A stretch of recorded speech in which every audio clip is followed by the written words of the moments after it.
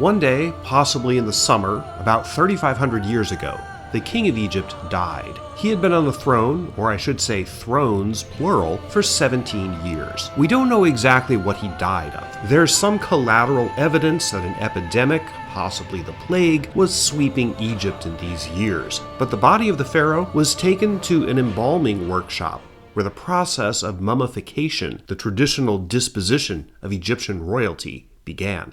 The body of the king was taken here, to this craggy little valley just east of a city on the banks of the Nile that was then called Akhenaten, but has been known more recently as Tel El Amarna. A grand tomb had been gouged out of the desert for him. In fact, his instructions for this tomb, given during his lifetime, were memorialized in stone at Amarna. He said, quote, "Let a tomb be made for me in the Orient mountain, and let my burial be made in it, in the millions of jubilees which the Aten, my father, decreed for me. Let the burial of the king's chief wife Nefertiti be made in it, in the millions of years which the Aten, my father, decreed for her." End quote.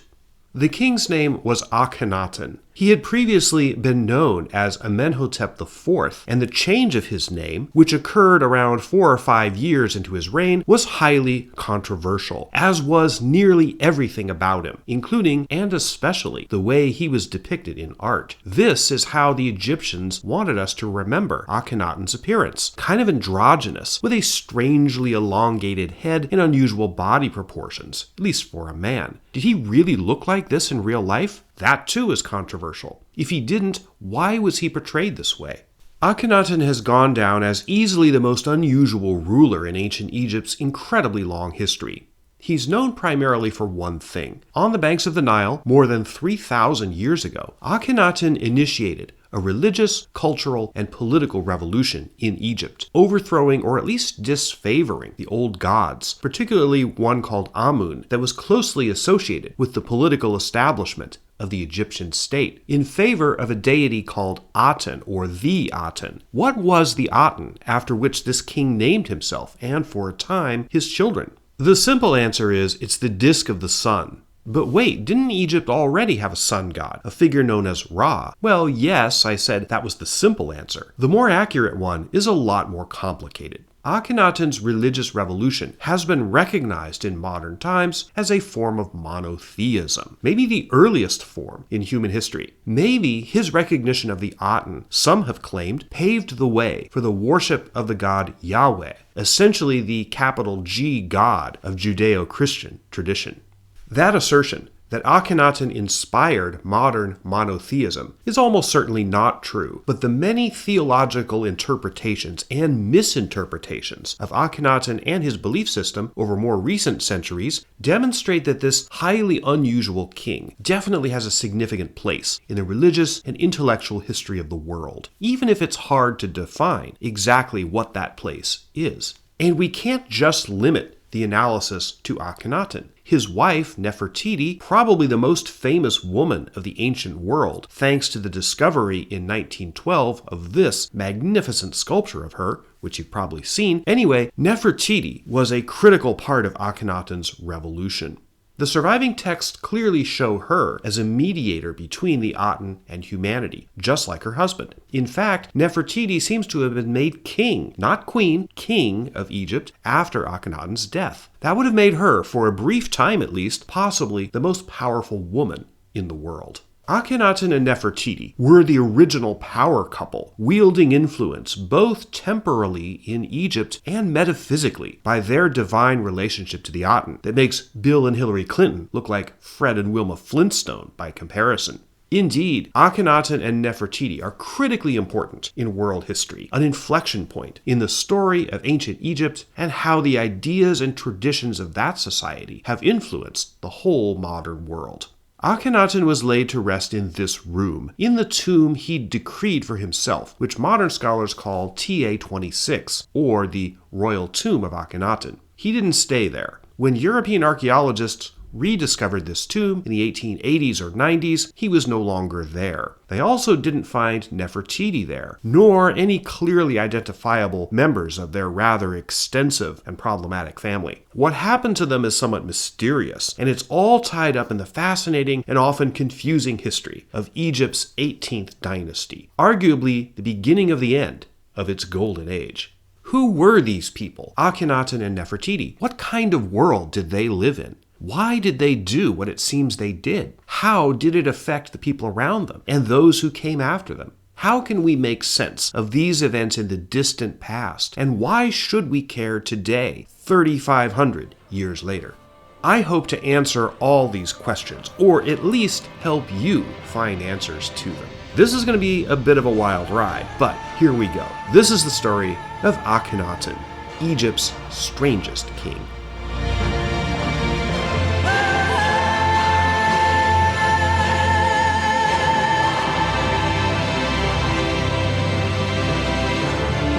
Hello, I'm Sean Munger. I have a PhD in history, and my niche here on YouTube is doing long, context-heavy, deep dive videos into various historical subjects. I'm primarily a modern historian, and it's pretty rare that I get a chance to do ancient history on this channel. Ancient Rome has appeared occasionally, most notably in my historical movie analysis of Gladiator and the fall of the Roman Empire, but this is the first time ancient Egypt has come up, and I'm excited to delve into it. Before we get back to the story of Akhenaten himself, I think we need to tackle the question, why does this matter? These events, near as we can tell, happened about the year 1340 or 1330 BCE. Yes, I'm going to use the term BCE, not BC, throughout this video. If you have a problem with that, I respectfully suggest you turn this off and go watch cat videos instead, because I'm going to keep using BCE and CE for dates, since this is today in the year 2026 CE, now the most accepted way of doing it. Anyway, why should events that occurred in the 14th century BCE concern us today? It's because Akhenaten and his religious revolution represent something eternal in all of us, a quest for truth and meaning. This video is not just a dry political history of Egypt in the late 18th dynasty. The sources we have from this period clearly show Akhenaten as a man who tried to bend the world around him and the country he ruled toward a divine truth that he seems to have genuinely understood and valued. Nefertiti was all in on it too. She was undoubtedly with him on that journey. By basking in the rays of the sun and devoting, so they thought, the worship of their country toward the faith they instituted, Akhenaten and Nefertiti sought to bring themselves and the people of Egypt closer to divinity. Human civilization, at least in its more or less modern post-Stone Age form, wasn't tremendously old at the time Akhenaten lived. Most of the ideas we've developed for the understanding of the human condition and our place in the universe, Judaism, Christianity, Islam, Buddhism, rationality and reason, science, the Enlightenment, technology, those ideas were all in the future. The ancient Egyptians were passionate and deeply introspective people. They believed fervently in their gods and traditions, and in 1340 BCE, iconoclasm for its own sake wasn't really a thing yet. For Akhenaten to depart so drastically from those traditions is pretty unusual, and especially in our own age, where intellectual and spiritual innovation is under attack, arguably to a greater degree than it ever has been before. I think there are lessons in this ancient history that we can draw from. Akhenaten and Nefertiti's religious revolution was not successful, apparently hated by the high priests of Amun, who had considerable political clout, and possibly also by the people of Egypt, although this is less clear. There was a Counter-Reformation to Akhenaten's shift toward the Aten. After he died, and Nefertiti apparently succeeded him, there was a confusing and unclear succession, until Tutankhaten, Akhenaten's son, came to power. Tutankhaten's name was changed to Tutankhamun as a demonstration of the royalty turning their back on the Aten cult.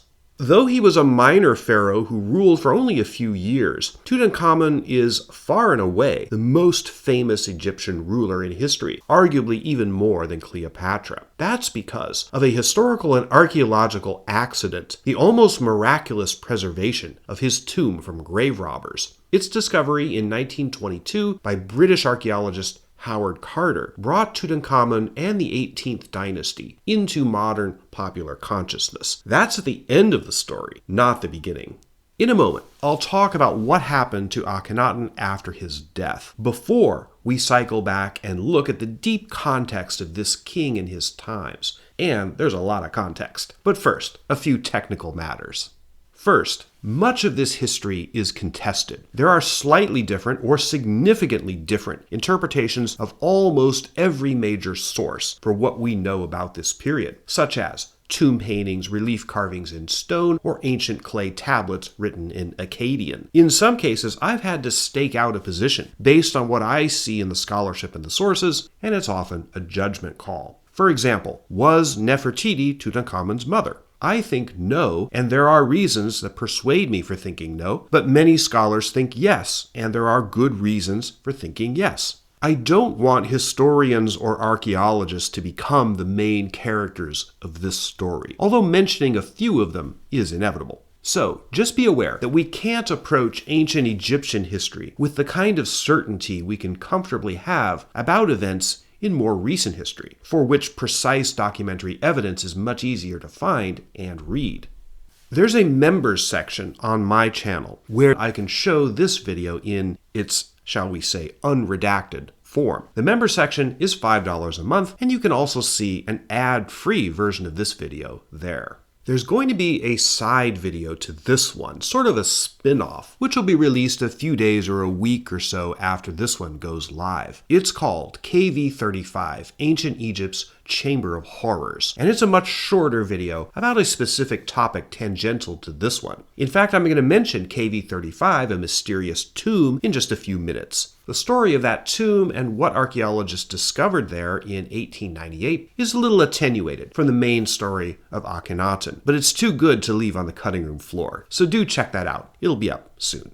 In addition to being a historian, some of you may know that I'm also an author. I write books, especially fiction, and I've got a new book coming out in summer 2026. Faraway Star is a science fiction novel I've been working on for a number of years now, and I'm pretty excited about it. So I thought I'd do a little heads up for those of you who might be interested. Faraway Star is set against the backdrop of a war in space between three major civilizations. The main character, Raljabi, is a college student going to school on the distant planet of Algeron, mainly to obtain an exemption from the draft on his home planet of Caprion, as he believes the war his people are fighting against the reptilian Menkarian Empire is just an imperialist boondoggle. When his best friend Quilk, who is a Menkarian, announces he's dropping out to join a commune of peace protesters on the planet Mira and asks Raljabi to go with him, at first he declines. Then a fateful meeting at a bar where he's hassled by two drunk Menkarian merchant mariners who humiliate him changes his mind. Raljabi takes off to join the peace movement, and we're often running into a story about war, love, survival, perseverance,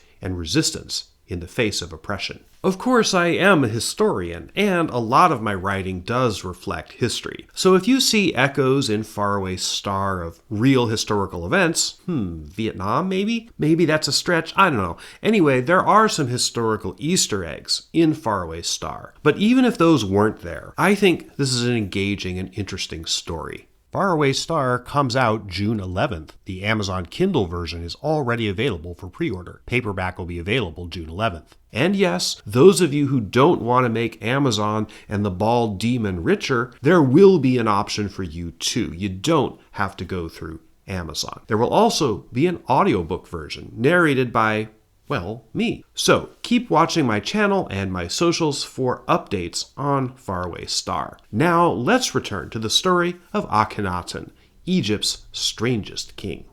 I said a few minutes ago that after Akhenaten was laid to rest in this burial chamber, in the tomb that's today called TA-26, he didn't stay there. He was apparently not the first occupant of the tomb. His mother, Queen Tia, a very important woman in ancient Egypt in her own right, was also buried in TA-26 a couple of years before Akhenaten checked out. Additionally, at least one of his daughters, Akhenaten, was also buried here. Akhenaten and Nefertiti had no less than 6 daughters. At some point after that, possibly early in the reign of Tutankhamun, during the Counter-Reformation I also mentioned earlier, Akhenaten and the others were moved out of TA-26. In fact, the whole city of Akhenaten, aka Amarna, was abandoned. Akhenaten's capital of the sun was repudiated in favor of reviving the old gods and their political cults. European archaeologists descended on Egypt during the 19th century, particularly as Egypt, ostensibly a province of the Ottoman Empire, was essentially colonized by European powers. This is why, for instance, so many Egyptian artifacts popped up in the British Museum in London. But French and Italians were also active in exploiting Egypt's ancient heritage. When Alessandro Barsanti rediscovered TA-26 in 1891, possibly some years after local Egyptians had already rediscovered and plundered it, not only were Akhenaten and his family members gone from the tomb, but his elegant stone sarcophagus had been smashed into pieces. What pieces of it could still be found were restored and reconstructed in modern times, but a lot of the original bits remain missing. And in any event, Akhenaten's mummy was definitely not in the sarcophagus. So what happened to it? This is the more traditional burial ground of Egyptian royalty, called the Valley of the Kings. It's located about 163 miles, 262 kilometers south and on the other side of the Nile from Amarna. In 1907, a British archaeologist, Edward Russell Ayrton, found a tomb here that was eventually called KV-55. It contained an elaborate gilt-inlaid coffin with a curious detail. The face, made of gilded wood, had been torn away in antiquity, perhaps as a means to obliterate the identity of the person buried inside it. The names of the coffin's original occupant were also mysteriously chipped away. 4 bricks were found nearby, believed by the Egyptians to be magical. Most archaeologists refer to them as magic bricks, and they were inscribed with Akhenaten's name. This is what it looked like back then upon its original discovery. Ayrton took this photo. There was a mummy inside. It's not an absolute slam dunk that it really was Akhenaten, and I'll discuss that issue later in the video. But many modern scholars think it was.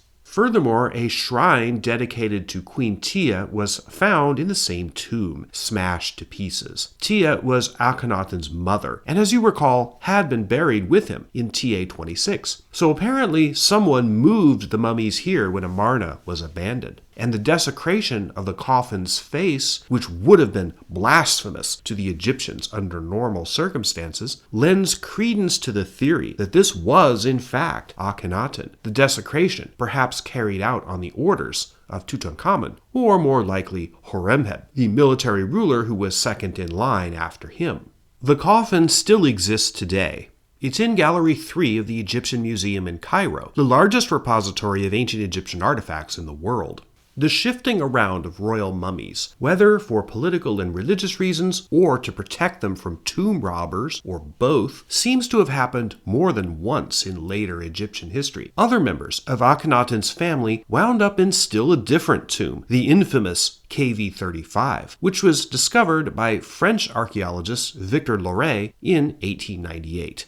KV-35 was truly a chamber of horrors. The remains of at least 16 people were found there. The list of the unwitting and often dismembered residents who spent most of the last 3,000 years in KV-55 includes Queen Tia, relocated from TA-26, and Akhenaten's mother, her husband and Akhenaten's father, Amenhotep III, and a woman apparently murdered under particularly gruesome circumstances. The story of KV-35 and the horrors contained therein is the subject of the spin-off side video, which will go up about a week after this one. I briefly mentioned it a few minutes ago. This is the end of Akhenaten's story. His name hated so much it was chipped off public monuments, his religious reformation in ruins, his wife dead, his coffin desecrated, and various members of his family, as well as himself, sealed away in underground chambers, silent and dark, for 3,500 years. It's kind of a sad ending if you view the Amarna Revolution as a bold experiment in religious thought, unprecedented in the ancient world, and perhaps even more so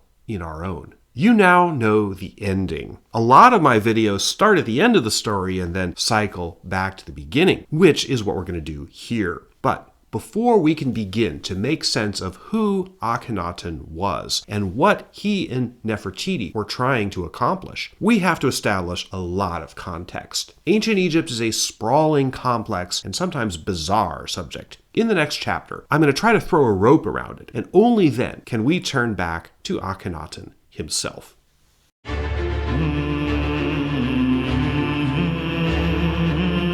As we start into this, let me make one thing clear. Although it's about ancient Egypt, this video has nothing to do with pyramids.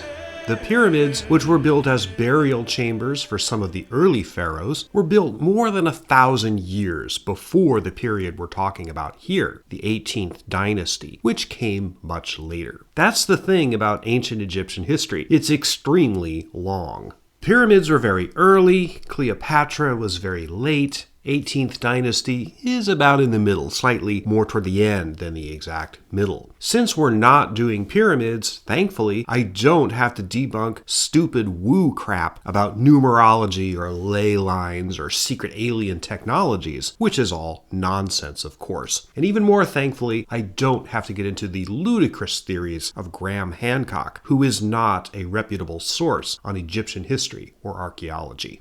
My sources, which you'll find listed at the end of this video and in the description, are actually real, rational scholars who know what they're talking about and do responsible documentary history, not gonzo History Channel garbage. So, with that out of the way, and pyramids off the table, let's look at the historical reality, not the pseudo-historical fantasy of ancient Egypt.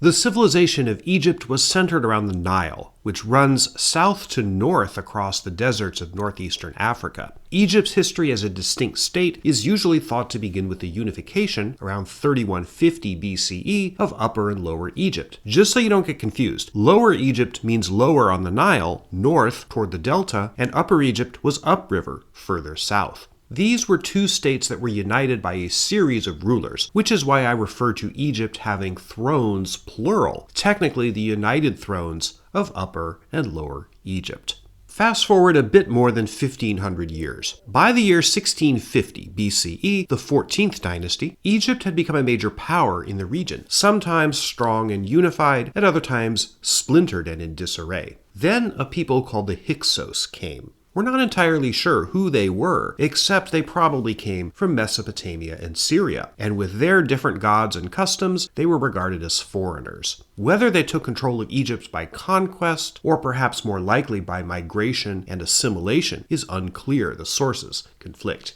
The control of Egypt by the Hyksos was incomplete. By the middle 1500s, now remember BCE dates count backwards, not forwards, Egyptian rulers from Thebes, the traditional Egyptian capital, were waging war against the Hyksos, whom they regarded as occupiers. At least one pharaoh died spectacularly in battle against the Hyksos. Ultimately, they were defeated and driven out. The man who gets the credit for liberating Egypt is Ahmose I, who ruled for about 25 years, and who founded the 18th dynasty. Everything after that is regarded as the New Kingdom. In addition to dealing with the Hyksos, the Egyptians were also competing with the Hittites for dominance in the Near East. Ahmose was succeeded by his son, Amenhotep I. Having no heir, Amenhotep was himself succeeded by Thutmose I, who ruled about 12 years. What happened next is not entirely certain. We know that there was a Thutmose II, and that his queen, and also apparently his sister, was a woman called Hatshepsut. When Thutmose II died, and Hatshepsut's stepson, Thutmose III, came to the thrones, Hatshepsut was his regent. However, at some point, probably by year 7 of Thutmose III's reign, Hatshepsut was ruling jointly with him as full pharaoh. She ruled for about 20 years and died on January 16th, 1458 BCE. We know the exact date because it was recorded in the Egyptian calendrical system by a later chronicler of the Greek or Ptolemaic period. After her death, Thutmose III ruled alone.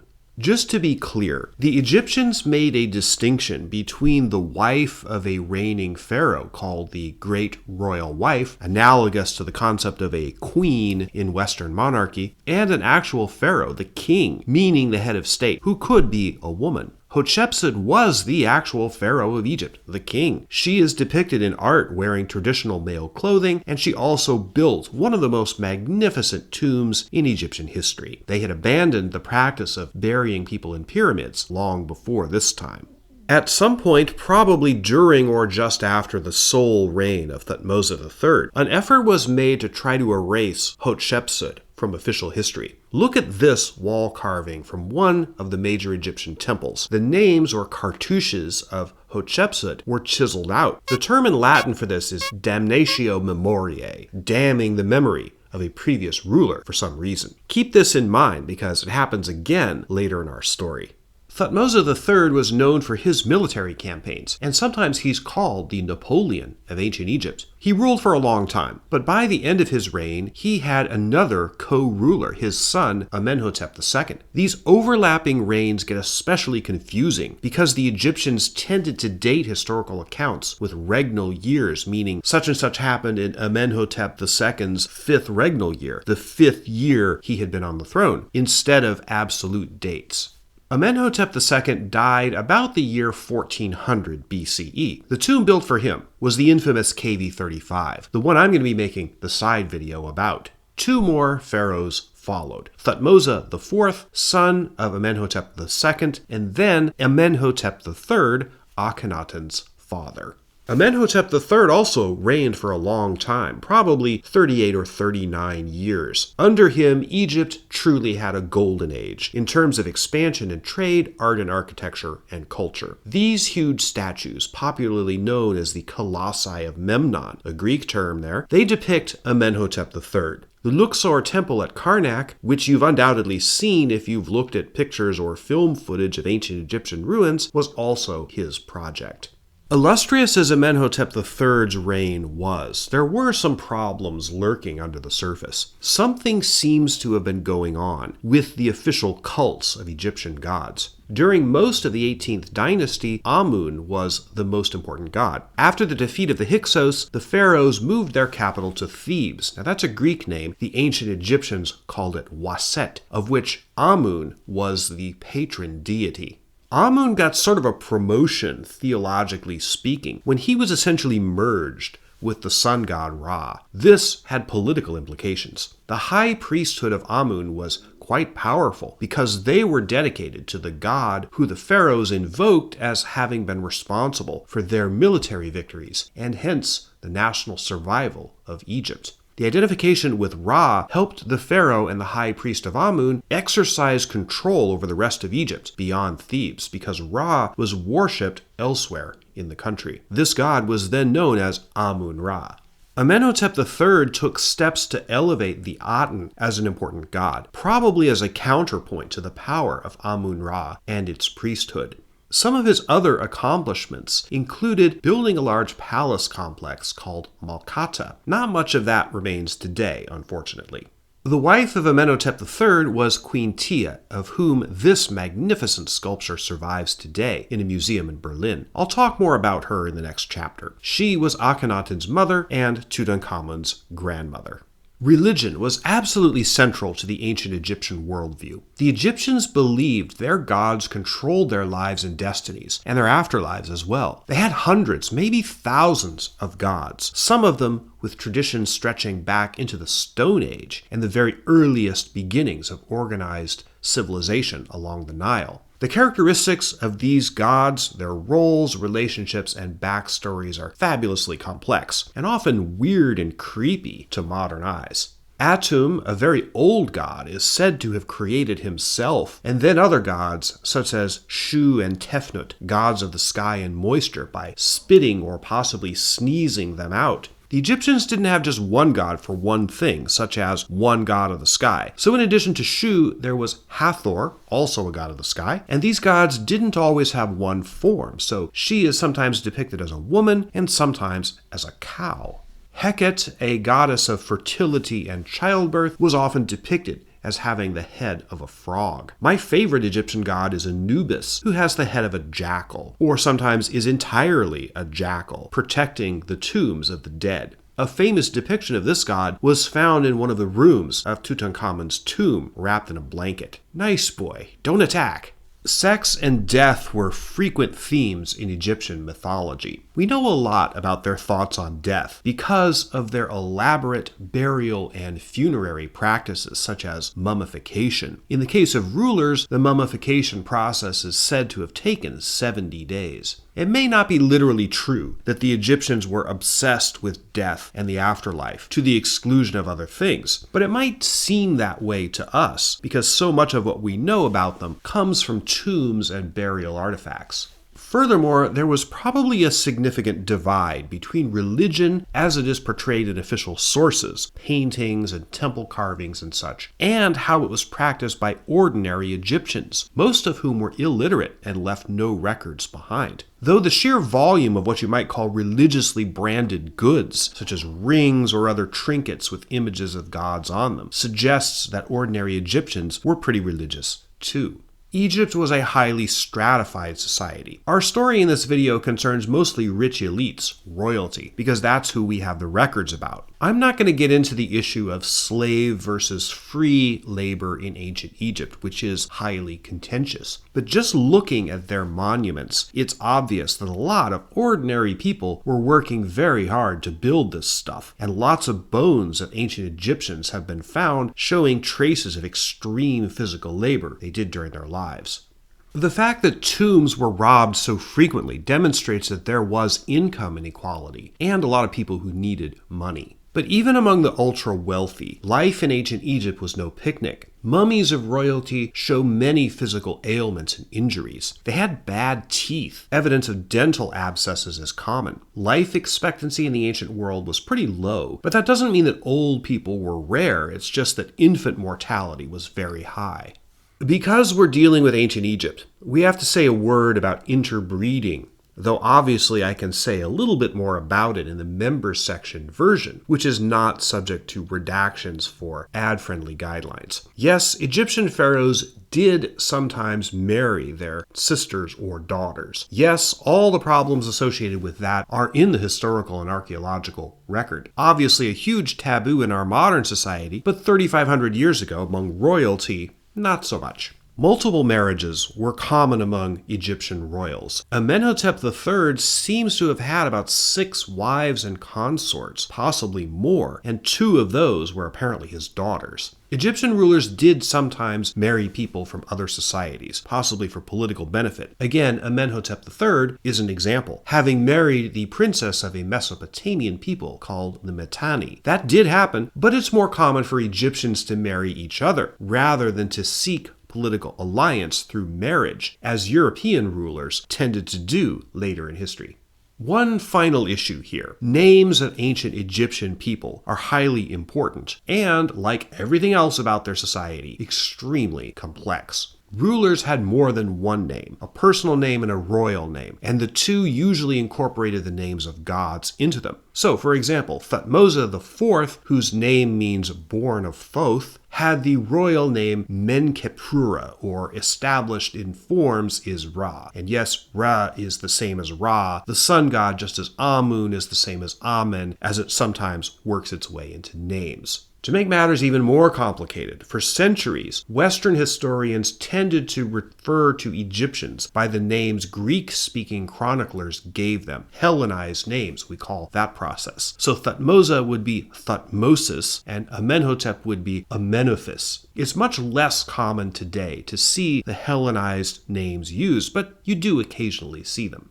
Pronunciation is a totally different question. Although there are contextual clues from other languages about what spoken ancient Egyptian might have sounded like, the common pronunciations used by English-speaking Egyptologists bear little resemblance to how these names would actually have been spoken in ancient times, and they're not intended to. And most Egyptian names are hellacious tongue twisters. So, splitting hairs as to whether Tutankhamun is more correct than Tutankhamen, or whether Ra standing alone should be more like Re or Ra, is a pointless exercise. And I warn you, don't go there in the comments. There's so much more to say about ancient Egypt, but this video is not intended to be a comprehensive treatment of the subject, nor anything even close. I'm trying to arm you with what you need to know going into the story of Akhenaten. I hope I've done that. Now let's turn to the man himself.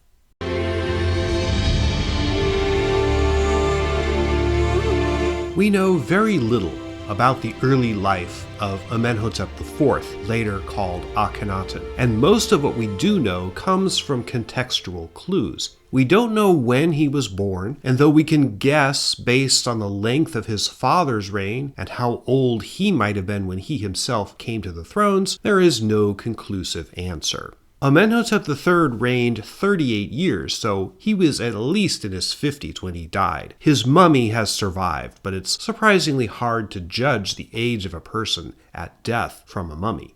Nevertheless, the physical evidence shows Amenhotep III suffered from arthritis, obesity, and tooth decay, all consistent with him being fairly old upon his death. Amenhotep IV must have been at least a teenager upon his own accession, possibly older.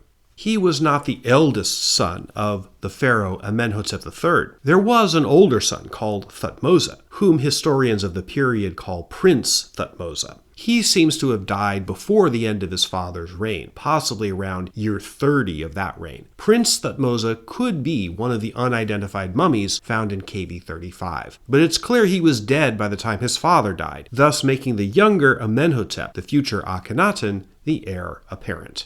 Queen Tia, Amenhotep III's wife and the mother of the future Akhenaten and grandmother of Tutankhamun, deserves a few words. If this sculpture of her is to be believed, she was quite beautiful. We know who her parents, and thus Akhenaten's maternal grandparents, were. Tia's father was called Yuya. He was an important government official and may have been one of Amenhotep III's key advisors. His wife, Tia's mother, was called Thuya. Yuya and Thuya, isn't that neat? They were buried together in the same tomb called KV 46, in which was found a cache of beautiful and priceless goods, including gold inlaid chests and even a chariot, one of the finest examples found in Egypt, along with more prosaic goods that speak to their daily lives, such as a pair of sandals. The couple was immortalized in two beautiful masks that covered their mummies when their tomb was found in 1905. Queen Tia was an extremely powerful and prominent woman by Egyptian standards. She's depicted at the side of her husband, Amenhotep III, more often than most great royal wives of pharaohs. Amenhotep even dedicated a whole temple to her. Clearly, they intended for the Egyptian people to revere her as sort of a mother figure. It's also possible that the close working relationship between Amenhotep III and Tia was a model for the political and theological partnership of Akhenaten and Nefertiti. Let's talk about Nefertiti and her origins. Incidentally, the name Nefertiti means the beautiful female has arrived. Assuming this famous bust depicts her accurately, I think we can all agree that name is extremely appropriate. Her parentage is not quite as certain as Queen Tia's. The consensus view is that her father was a man called Ai, usually spelled A-Y, who will pop up again late in our story. He becomes pharaoh later, after all the mishigas involving Akhenaten's heresy and the Counter-Reformation. We know that Ai was married to a woman called Te, who appeared during Ai's reign as great royal wife. Was she the mother of Nefertiti? Maybe. Or she could have been a surrogate mother, as Egyptian sources refer to her as Nefertiti's wet nurse. As I'll discuss in more depth later, some Egyptologists are eager to name Nefertiti as the mother of Tutankhamun, but we know from the DNA evidence that that person, called the Younger Lady, easily the most frightening mummy found in KV 35, was the full-blood sister of Akhenaten, and no sources describe Nefertiti as the sister of Amenhotep IV/Akhenaten. She probably would have been described that way if she had been, so I do not believe Nefertiti and the Younger Lady are the same person. There's some speculation that Nefertiti was a foreign princess who was brought to Egypt to marry Amenhotep III. In year 36 of Amenhotep III's reign, the Mitannians, who lived in what's now Syria, sent a woman called Princess Tadukepa, the Mitannian king's daughter, to Egypt. There's a letter written in cuneiform attesting to this. Amenhotep was supposed to send some golden statues to the king of Mitanni in return, but he never did. Cheapskate. Tadukhepa did exist. She's mentioned in those stone tablet letters called the Amarna letters. And she seems to have married both Amenhotep III, who died, and then later remarried Amenhotep IV, Akhenaten. Was she Nefertiti? Well, no, probably not. It doesn't seem like she was promoted, so to speak, from diplomatic bride to the Pharaoh's great royal wife, and that kind of thing was not common in Egypt. I do not think Princess Tadukhepa and Nefertiti were the same person. Confused yet? Unfortunately, it gets worse, because the transition between Amenhotep III and his successor and son, Amenhotep IV, later Akhenaten, is complicated by the issue of the festivals. These are the Sed festivals, a unique feature of ancient Egypt, although they bear some resemblance to jubilees held by monarchs in more modern times to celebrate a certain length of time on the throne. The tradition of the Sed festival is even mentioned in the Rosetta Stone. The festivals were traditionally held in the pharaoh's 30th year on the thrones. A major event within the Sed festival, probably the central event, was a reenactment of the coronation of the pharaoh. This was probably done to signify a sort of renewal. Hey, you've been king for 30 years, maybe you're getting old. Here, let's renew and rejuvenate you so you can continue to rule as if you were 20 or whatever. The festivals, which lasted months, were marked by the building of temples and statues, gifts and offerings to the pharaoh and the gods, traveling up and down the Nile on grand boats, and presumably lots of banquets and celebration. One of the sources we have for these festivals were inscriptions on jars of wine that were made for the parties and celebrations.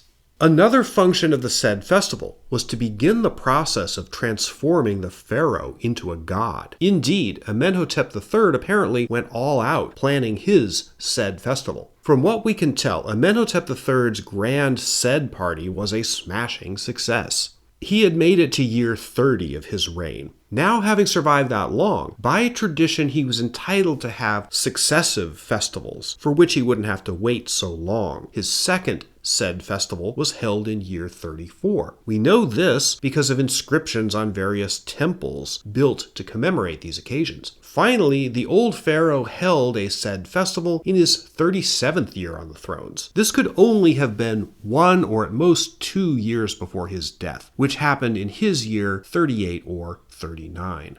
We know that Amenhotep III died about this time, and we know for sure that Amenhotep IV succeeded him. However, a curious thing happened. Early in Amenhotep IV's reign, year 4 or 5, he held a Sed festival for himself. He didn't wait the requisite 30 years. He just started in after only a short time in power. Why? Was he so presumptuous as to decide he was an outlier and deserved a jubilee in his own right without waiting 30 years? Perhaps not. As I'll discuss in the next chapter, there's another potential reason for why he might have had this Sed festival so early, and it has to do with the worship of the sun god Aten. An important clue to what was going on here is this stone block, which is today in the Louvre. We'll examine it in the next chapter. One of the great mysteries of Akhenaten's story is whether or not there was a co-regency between him and his father, Amenhotep III, and if so, how long it lasted. I find this debate a little tiresome. The evidence for a co-regency is pretty thin. The names or cartouches of the son, the fourth, and the father, the third, appear side by side in one tomb inscription, originally found in 1978. But this isn't conclusive. It seems kind of a stretch. As I've stated that I don't want historians and other experts to become the main characters here, I'm not going to go deeply into this controversy.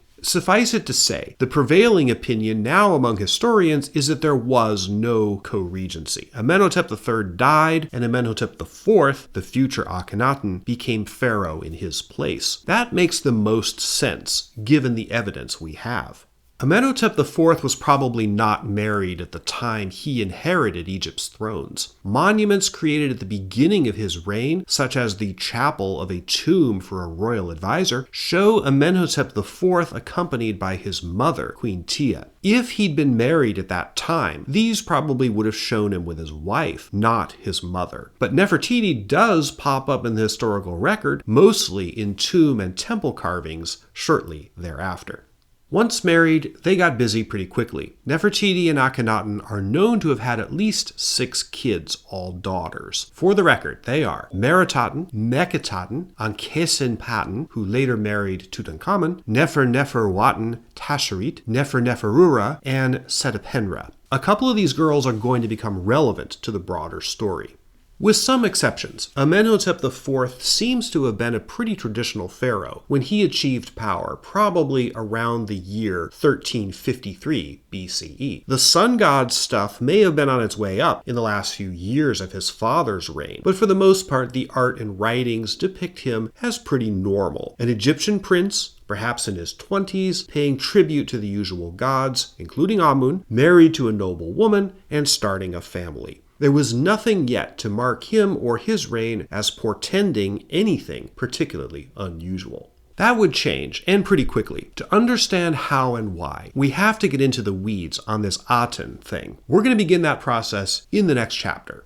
Don't forget your sunglasses. You're probably going to need them.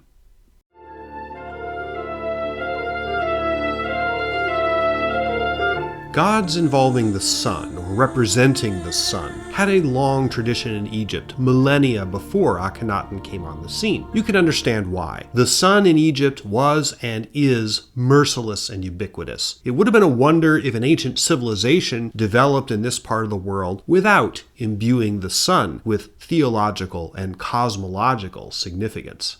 The concept of Ra is straightforward enough, but this god and the sun generally had other manifestations in Egyptian theology. There was also Khepri, a deity usually shown as a scarab beetle or dung beetle. The Egyptians likened the progression of the sun across the sky to a dung beetle pushing an enormous ball of, well, crap across the ground. Kind of gross, but totally consistent with how the Egyptians conceptualized things. Then in later centuries there was Ra-Harakti. This is more of a title than a separate identity as a deity. Ra-Harakti, as expressed that way, is meant to emphasize the relationship between Ra and Horus, another important Egyptian god, usually portrayed as a falcon. Horus, sometimes called the son of Ra, is associated with the horizon, and the combination of Ra and Horus, Ra-Harakti, was apparently meant to emphasize the dominion of the sun from horizon to horizon. You may remember from chapter 2 that the most important state god of this period was Amun, also often known as Amun-Ra. After the defeat of the Hyksos, the Egyptian kings sought to reassert control over Egypt, and merging Amun and Ra was a means of legitimizing the dynasty's rule over the various regions of the country. The term Aten, meaning the shining disk of the sun, was in use for centuries before this, and many Egyptian documents describe this aspect of the sun using that word. Interestingly, this seems to have increased during the reign of Amenhotep III. That makes sense, considering he built so many temples, and they had to be decorated with writings and poetry devoted to him and the gods. A lot of inscriptions in this period refer to the king being entitled, quote, to rule that which Aten encircles, meaning the whole world. Another inscription describes Amenhotep III as, quote, good God, Ra's likeness, who brightens the two lands like Ra-Harakti, Lord of rays in sight like Aten, in whom the ladies rejoice. End quote. Look at this stone block, which I showed briefly a few minutes ago. Found at the Temple of Karnak, it's now in the Louvre in Paris, and it dates from Amenhotep IV's premature Sed festival, which was a pivotal event for him. It contains an interesting description of the long names of Aten and Ra-Harakti. It says in separate cartouches, first, quote, Ra-Harakti, who rejoices in the horizon, and then next to it, quote, in his name of light which is in the Aten, end quote. Kings' names were usually written in cartouches. It was very rare to see a god referred to in this way, like the name of a king. Notice a few more things about this stone. The pharaoh is portrayed normally, not in the strange androgynous style he would later be shown in, which I'll talk about in the next chapter. In this depiction, mirrored on either side, Amenhotep IV is offering incense to the Aten. These rays coming down emanate from the sun, the Aten, which is partially broken off at the top, but clearly that's what it's supposed to be. At the ends of some of the rays are Ankh symbols, which is pretty standard, meaning the sun giving life. The Ankh means life, but there are also these hand-like symbols too. And on either side, hands emanating from the sun giving the king these symbols, which means said festivals multiplied by millions, essentially hoping he'll rule forever.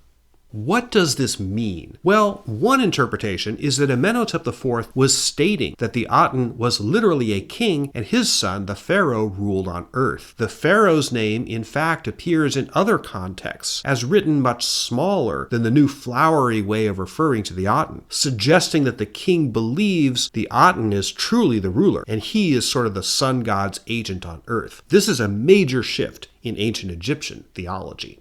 Furthermore, from this time, the said festival onward, Amenhotep IV began to de-emphasize his original name and call himself Akhenaten, which, as you recall, means he who is useful to the Aten. In fact, some earlier inscriptions before this time had the name Amenhotep IV chipped out and replaced with Akhenaten. That, too, is hugely significant. So, one interpretation of Akhenaten's early Sed festival is that the premature Sed festival was intended to elevate Aten formally as essentially a king with whom Akhenaten was ruling Egypt jointly. It was his official product launch, so to speak, of his new religion centered on the Aten. His father's fondness for the Aten paved the way, but then Akhenaten himself grabbed the baton, so to speak, and ran with it, taking it farther than his dad would have gone.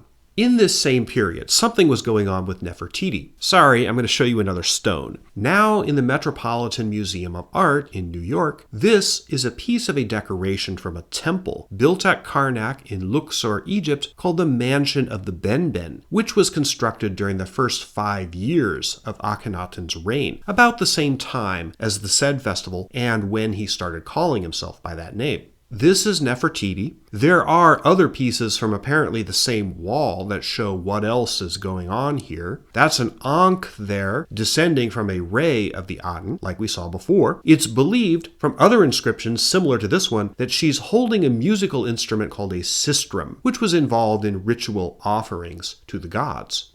Taken as a whole, the pieces of decoration from the mansion of the Benben, including this one, show Nefertiti alone without her husband making offerings to the Aten. And for the first time, she gets a new name, Neferwaten, which means beautiful is the perfection of Aten. So she is clearly also being presented as a major figure in the new emphasis on the adoration of the sun god. It's important to note that at this early stage, the Aten was not being presented as the only deity worth worshipping, and Amenhotep IV / Akhenaten and Nefertiti weren't trashing any of the old gods, at least not yet. But this is all clear evidence that a new direction in ancient Egyptian religion was developing, and Akhenaten and Nefertiti were at the center of it, or wanted everyone to think they were. I think this basis, this early period of the change, is super important, which is why I've taken you so deep into the weeds, or the stones as it were. But Akhenaten was just getting started. Let's talk about the true dimensions of his religious revolution in the next chapter.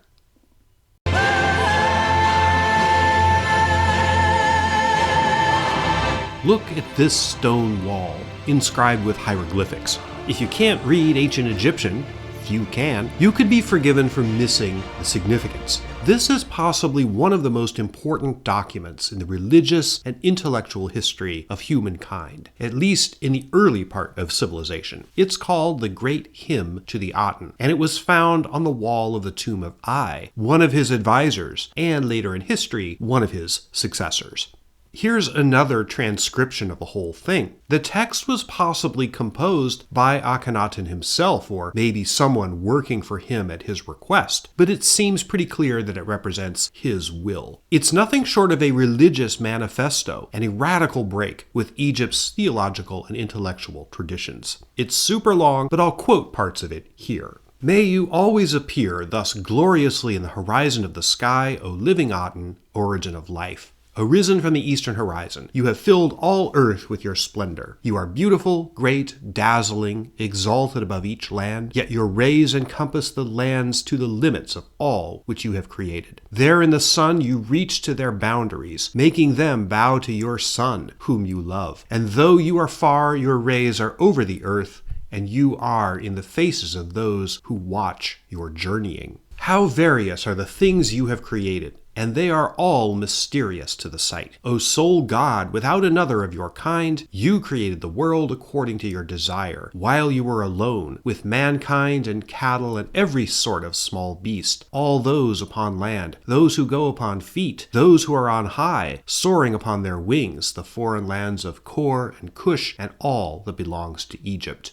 And you are in my heart. There is no other who knows you, except for your son, Akhenaten, Nefertiti. Let him be wise with your counsel, your strength, that the world may approach your condition just as when you created it."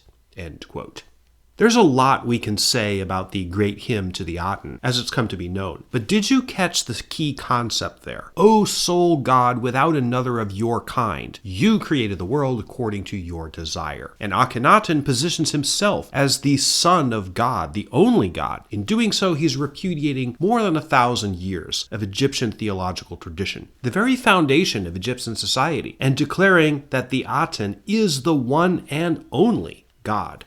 This poem, which, as I said, was found on the wall of the tomb of Ai, existed in other forms which have also survived. There's a shorter version, which was found chiseled on the walls of no less than 5 other tombs from the same period. It's clear this was official doctrine. While much of the language and imagery in the great hymn to the Aten has considerable precedent in Egyptian religious texts, the monotheism, the insistence that the Aten is the God, the only one, that was unprecedented. Now look at this image, one of the most famous from this period, and probably the classic exemplar of Akhenaten's new belief system. It's from the royal tomb that was built for him, but in which he did not end up spending a lot of time after his death. That's Akhenaten there, obviously, the reddish figure with the crown, and that's Nefertiti, a key participant in the new religion. Remember, from the last chapter, she had already been shown worshipping Aten alone.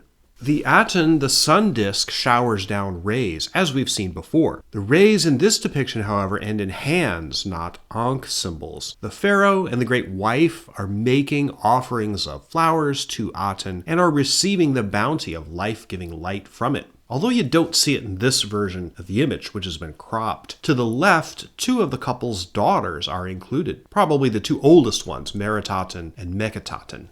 The style of the depiction of Akhenaten is starting to take on the unusual characteristics that his reign would be known for. A pharaoh had never been shown like this before in Egyptian history. This was new. In 1925, French archaeologists were conducting a dig just east of the temple of Amun-Ra at Karnak when they unearthed 2 gigantic statues, one of Akhenaten, the other of Nefertiti. The statues, today preserved in the Egyptian Museum in Cairo, were about 13 feet, about 4 meters tall when they were created, though bits have been lost since then. The most noteworthy thing about these statues, which scholars stylishly call colossi, I love that word, is the weird appearance of Akhenaten in particular. Thin, narrow face with exaggerated features. He's basically got boobs, very wide feminine hips, and fat thighs. By the way, the stuff he's holding across his chest are the traditional emblems of Egyptian kingship, the crook and flail, they're called. In this rendition, Akhenaten apparently isn't wearing clothes, but I don't even have to blur this statue and put an unredacted version in the members section because he's notably lacking certain parts. This is similar to other depictions of the pharaoh. Here's another one, also in the Egyptian Museum. At least he's got something on this time, but the body depiction is very similar. Big, overhanging belly, wide hips, boobs, long spindly limbs, very narrow face. A third one in sandstone. The body is missing, but the face is definitely consistent with what we've just seen. It goes on and on. In statues, relief carvings, paintings, and such, Akhenaten usually has this appearance. There's also something going on with Nefertiti. Now, this one is not a slam dunk that it depicts Akhenaten. Some researchers have suggested it might be one of his successors, Smenkhare, easily the most mysterious fellow in our story. But if it's not Akhenaten, it's certainly a picture of someone intended to be represented in the same style, often called the Amarna style. Same thing, dad bod, feminine features, and look at Nefertiti's head, or whoever this is supposed to be. It's long and elongated, almost deformed. Compare this depiction to this one. This is a wooden carving of the head of Tutankhamun, Akhenaten's son. He's supposed to be being born here, emerging out of a lotus flower. But look, the same weird elongated head. What the hell is going on here? Did these people really look like that? For decades, Egyptologists debated this question. Essentially, the sides were, yes, Akhenaten really did look like that, so let's argue about what was wrong with him. The other side was, no, this is a figurative representation, so let's argue about why he was depicted that way if he didn't really look like that. The people in the "he did look like that" camp would sometimes come up with exotic explanations, like maybe he had a rare condition called Marfan syndrome, which generally makes a person very tall, thin, and with unusual body proportions, especially very long arms and legs. Other genetic syndromes, such as Antley-Bixler syndrome, have also been suggested, basically variations on the Marfan idea. But an examination of Akhenaten's mummy, not everyone agrees it is him, but the evidence favors it. Anyway, a genetic examination of his mummy, or what's left of it, showed no signs of Marfan syndrome or other congenital conditions. The proportions of his arms and legs appear quite normal. He did not have Marfan or Antley-Bixler syndrome, and there's no evidence of these genetic disorders in other known members of his family either.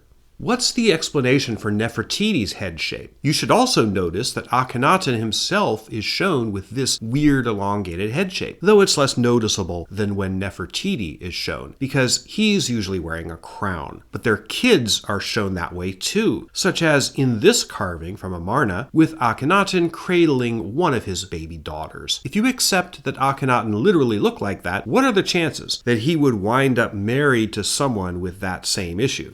I'm afraid the interfamily marriage thing isn't going to help you make that argument. Neither Akhenaten's nor Nefertiti's parents were that closely related. And in any event, we know what Tutankhamun's skull looked like because Howard Carter unwrapped his mummy in 1925, and his head did not look like this. And his parents were brother and sister. So I think we can close the door on the argument that Akhenaten was depicted in this unusual fashion because it was a literal depiction of what he looked like. Thus, we have to look for symbolic and theological reasons why he had Egyptian artists, almost all of whom were under the control of the state in one way or another, why he had them depict him that way. Egyptian gods were quite sexualized, as I mentioned before. Most of the deities were heavily gendered. There were male gods and female gods. Sometimes they had sex with each other. The default in Egyptian mythology was that creator gods were usually male.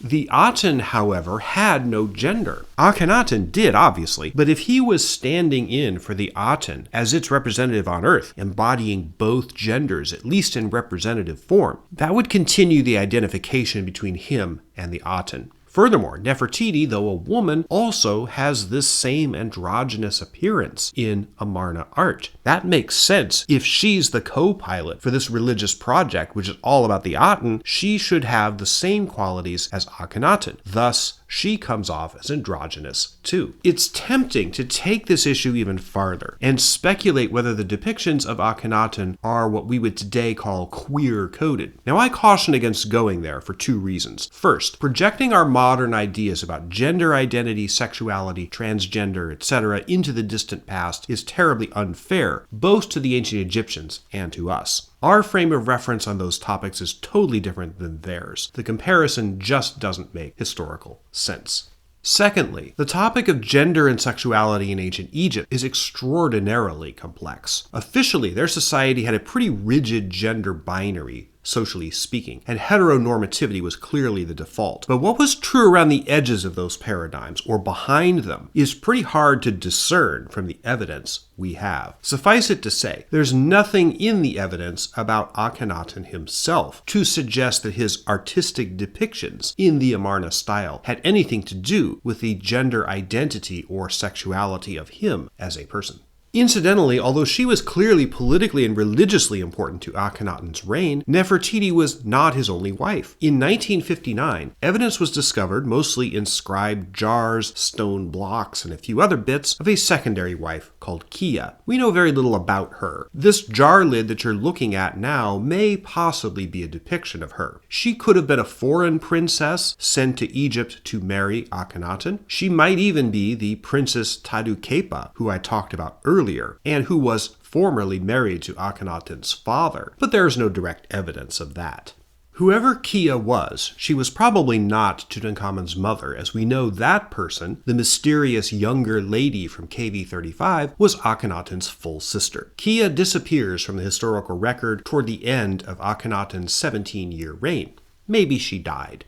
So, we've now established the basics of Akhenaten's religious revolution. He was very excited about the Aten. He ultimately declared the Aten to be God and the only God, which was especially revolutionary at the time. He changed his name from Amenhotep IV to Akhenaten. He elevated his wife Nefertiti to be essentially co-pilot of the cult of Aten, and he started having himself and Nefertiti depicted in a strange, distorted artistic style that may have had to do with the androgynous nature of the Aten. But Akhenaten did one more thing that was especially significant. He abandoned the traditional Egyptian capital, Thebes or Luxor, and built an entirely new capital further south, which was expressly dedicated to the worship of the Aten. That place, called Akhenaten by the Egyptians, but as I said earlier, more recently known as Amarna or Tel El Amarna, those are Arabic words, this place is key to understand if we want a full appreciation of Akhenaten's achievements. So, that's where we're going next. And yes, you still need the sunglasses.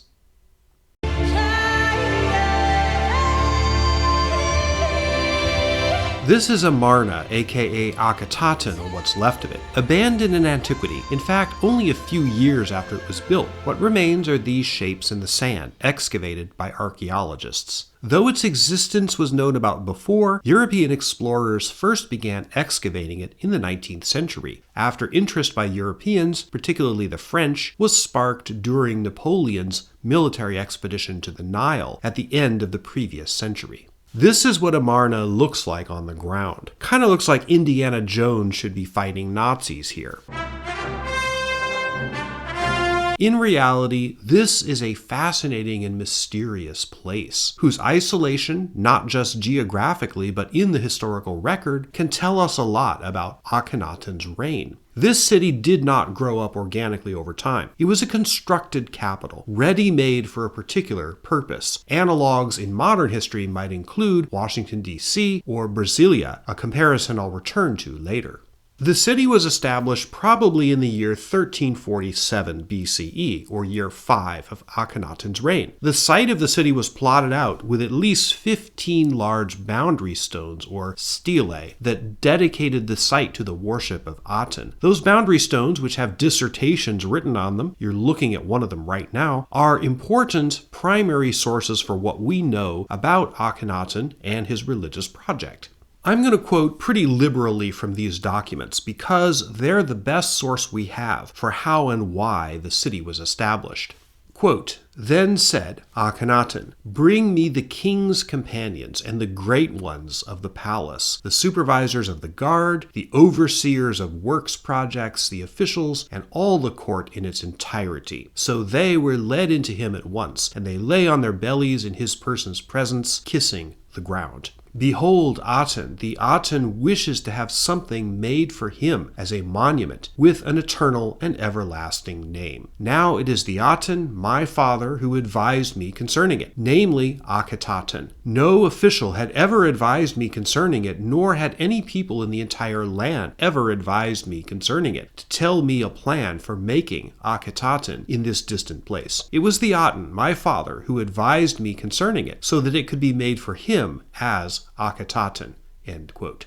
Note what's going on here. Akhenaten stresses that the creation of the city is his own idea, or Aten's. Officials didn't talk him into it. He didn't consult with anyone. He claims it was a revelation from his father, the Aten itself. This is important because it sheds light on the big question lurking behind this whole story. Why did Akhenaten launch this religious revolution? We could debate this question endlessly. If you take a Machiavellian and somewhat cynical view of this, it's tempting to speculate that the whole thing was political. The high priests of Amun, now the state cult of Egypt by the mid-18th dynasty, were politically powerful. Perhaps the pharaoh resented their control and ginned up this whole Aten thing to cut them out of the picture and consolidate religious and spiritual power in his own hands. Maybe before he died, Amenhotep III, who as you recall had been moving in the direction of adulating the Aten, said to his son something like, "Those priests are getting a little too big for their britches, maybe you should cut them down a few notches once you become king." This would suggest that the worship of Aten was just a front, and that Akhenaten didn't literally believe it, or at least not to the extent that the monuments insist he did. Another interpretation is that Akhenaten really was a true believer. Perhaps as a young man, maybe even while his father was still alive, he could have had a religious experience that genuinely changed his outlook. Obviously, this had something to do with the sun, something involving the rays of the sun. As he came to study and ruminate on this experience, he felt he understood it more, and he saw himself as the agent of the Aten on earth. Now, as pharaoh, he had the power to do something about it. Perhaps he was even planning to change the state cult and found the new capital from the very beginning of his reign, or might even be before it. And his political advisors, in whose tomb was found the great hymn to the Aten, was undoubtedly among them, persuaded him, no, you don't want to piss off the Amun priests. We need a transition period first. Wait a couple of years, then do the initial rollout at the said festival, then and only then go whole hog. Slam the door on Amun once and for all, and build a new capital to get yourself out of striking distance of the now unemployed Amun priests. The boundary stelae at Amarna support this interpretation, in my opinion. I think Akhenaten really did believe that the Aten was the one true god, and he wanted everyone to know it. Yes, there could have been political motives behind the scenes, but why not take him at his word? We know the Egyptians were deeply motivated by religion and spirituality. Religion as a stalking horse for secular political decisions is a much more modern concept. So I think we trust the boundary stones. Akhenaten, the new capital, was the pharaoh's own idea, and no one else put him up to it. There seems to have been a ceremony of some kind to mark the beginning of construction. A stone found at Karnak shows Akhenaten driving a stake into the ground, sort of laying the cornerstone, so to speak. Meticulously planned ahead of time, Akhenaten was situated so it would catch the rays of the morning and evening sun at particular angles. The city was rapidly constructed. There were 3 main temples, each open to the sky, which makes sense if you're building a city dedicated to a solar cult. They were called the Estate of Aten, the Mansion of Aten, and the House of Rejoicing. Of course, Akhenaten, Nefertiti, and their children had a sumptuous royal palace, the apartments of Pharaoh. And naturally, they had to have places for support staff, offices for officials, houses for workers, barracks for troops and guards. Sadly, not much of Akhenaten's palace has survived. These photos from Google Maps show what's left, just some remnants of brick walls and foundations. But this is the actual place where Akhenaten and Nefertiti lived about 3,500 years ago. Some tomb paintings and descriptions show day-to-day life here. Servants sweeping the floor, stocking storerooms with food and wine, the royal bedroom with sheets changed and ready to use. This was a real place, a real family lived here. So did a lot of other people. The population of Akhenaten at its height has been estimated at somewhere between 20 and 50,000 people. That's a really big city by the standards of the ancient world, and a huge engineering challenge. How do you build a city for 50,000 people in a desert, get them water and food, houses, jobs, deal with their poop, and not have total social and economic chaos? Akhenaten and the people working for him seem to have pulled it off. This took a huge amount of resources. From various sources, including inscriptions in the tomb of a government official called Parenefer, we know that temples across Egypt were taxed for money and for material objects to be sent to Akhenaten. The Egyptians recycled and reused building materials like stone blocks all the time, and Akhenaten accelerated this process in the building of his new city. There are various residential districts and even suburbs of Akhenaten that haven't been excavated yet. When they are excavated, what will they be able to tell us about life here in the mid-14th century BCE? Probably a great deal. We already do know something, and it's fascinating. Various artifacts from the ordinary people of Akhenaten have been discovered, including jewelry and jar labels and trinkets from garden shrines and private houses. While some of these materials include depictions of the Aten or even the king himself, it's clear that the old gods were not entirely dead among the ordinary people of Akhenaten, who continued to venerate traditional deities like Hathor, Ptah, Thoth, and yes, Amun. This raises the question, was there a private sphere of religion where ordinary people pretended to be down with Akhenaten's program, but quietly behind closed doors continued doing what they'd always done? Or was there some kind of spectrum with Aten worship at one end and traditional religion at the other, and people's behavior sort of fell on different parts of the spectrum? If there was resistance to the Aten cult among ordinary people, it apparently wasn't large-scale or organized, or at least there isn't a lot of evidence to suggest that. Akhenaten may have been a strange and awkward place to live. Constructed cities, especially those developed all at once for political purposes, often lack the vibrancy of places that have developed organically over time. This is why I mentioned Brasilia, Brazil's new capital, constructed in 1960. I mentioned it a few minutes ago. For all the grand modern architecture and lofty political goals the city supposedly fulfilled, to talk to people who actually live there, life in Brasilia is often described as bland, colorless, and boring. I wonder if life in Akhenaten was similar. There is a fact about Akhenaten that's quite telling, though only in an oblique way. The whole lifespan of the city was about 10 or 12 years, maybe a little more, but probably not much more. Most people seem to have left when royal and government functions were divested from the city, which happened after the deaths of Akhenaten and Nefertiti. There's some evidence that workmen's huts were still occupied into the reign of Tutankhamun, but obviously no one lived there in any significant numbers much after that. Thus, Akhenaten didn't really take as a city. If it was a place that people wanted to live or had advantages of living there, people probably would have continued to live there even after the political and religious significance of the city had ended. But that didn't happen. Within the lifetimes and recent memories of people who had lived there, Akhenaten became a ghost town, reclaimed by the sand of the desert. The capital at Amarna was clearly the height of Akhenaten's reign and his project to remake Egyptian belief. But that heyday didn't last more than a few years. His later reign seems to have been troubled and unlucky. That's the story we turn to next.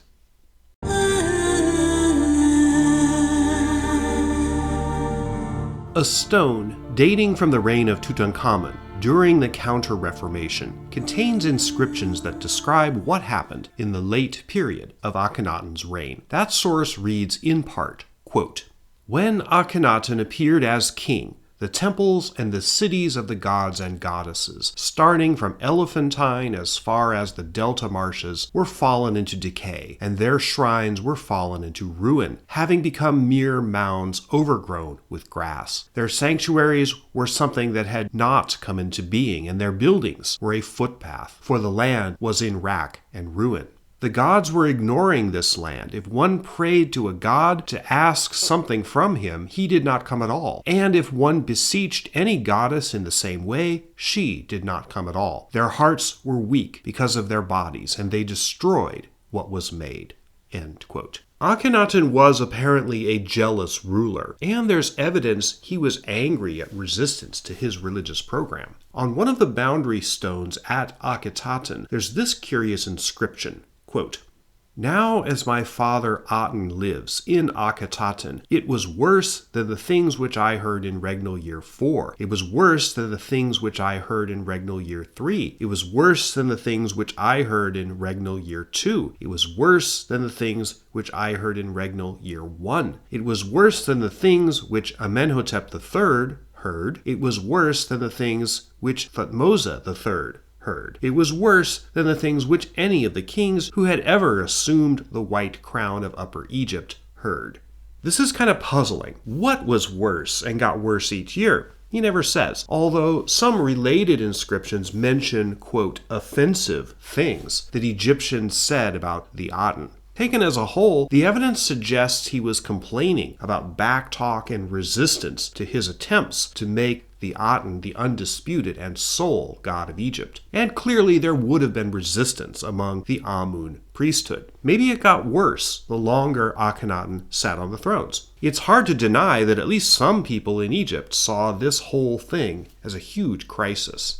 As all ancient rulers did, Akhenaten had to deal with foreign problems as well. Some Egyptologists have suggested that he neglected foreign policy matters in favor of concentrating on religious matters within Egypt. But this view, I think, is not supportable. Remember the Amarna letters, those stone tablets I mentioned in chapter 3? They contain evidence of constant communications between Akhenaten and various other kings, major and minor, in the region of the Near East.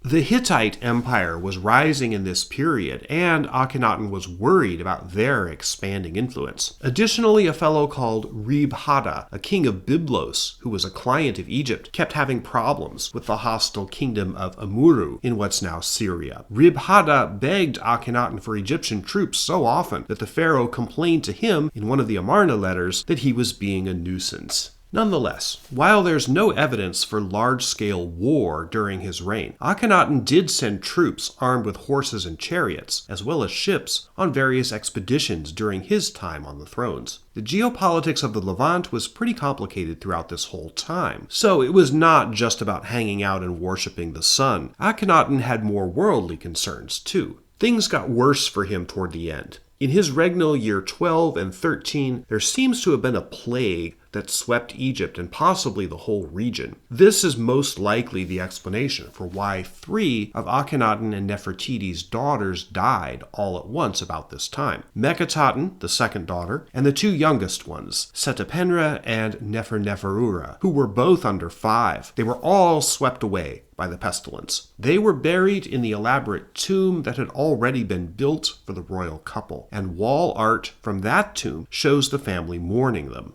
Something also happened to Kia, Akhenaten's secondary wife, in this same period. Maybe she died too, or she was disgraced and he sent her away or something. In any event, images of her started to get chipped away sometime between year 12 and 16. This is a very confused period. Until the last 10 or 15 years or so, Egyptologists knew little about the final years of Akhenaten's reign. Even the basics, such as, was Nefertiti even still alive? Or did she die too in the plague? Then inscriptions, ancient graffiti actually, were found on a pillar in a limestone quarry in the Egyptian village of Deir Abu Hinis along the Nile. Only through the use of modern software, Adobe Photoshop to be precise, did the inscription even become readable. It says, quote, Regnal year 16, first month of the inundation season, day 15. May the king of Upper and Lower Egypt, Akhenaten, live, and ever the king's great wife, his beloved, the lady of the 2 lands, Nefer-Nefer-Watan,